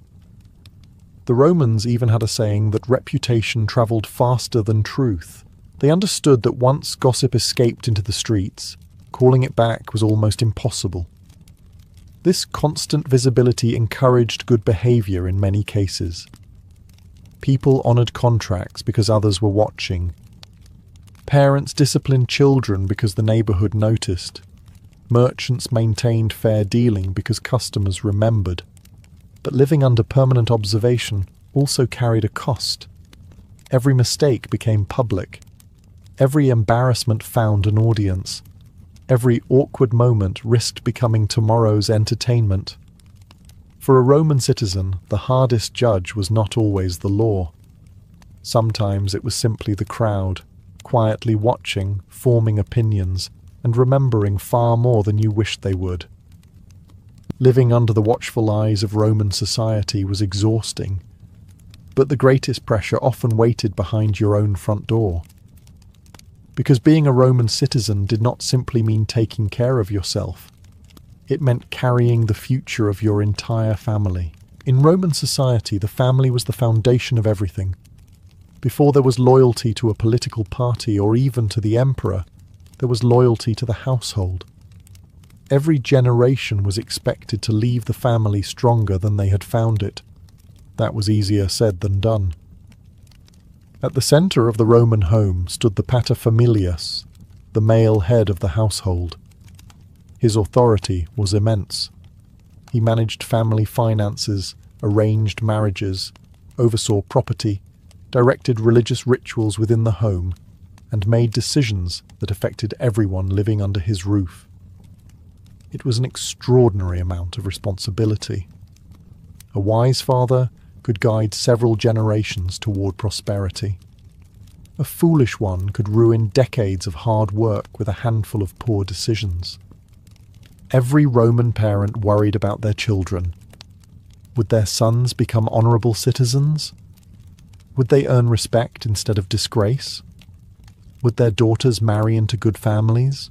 Would the family name continue to be spoken with admiration? These questions occupied Roman households constantly. Education became part of that responsibility. Boys learned reading, writing, law, and public speaking if their families could afford it. They also learned discipline, respect for tradition, and the importance of keeping one's word.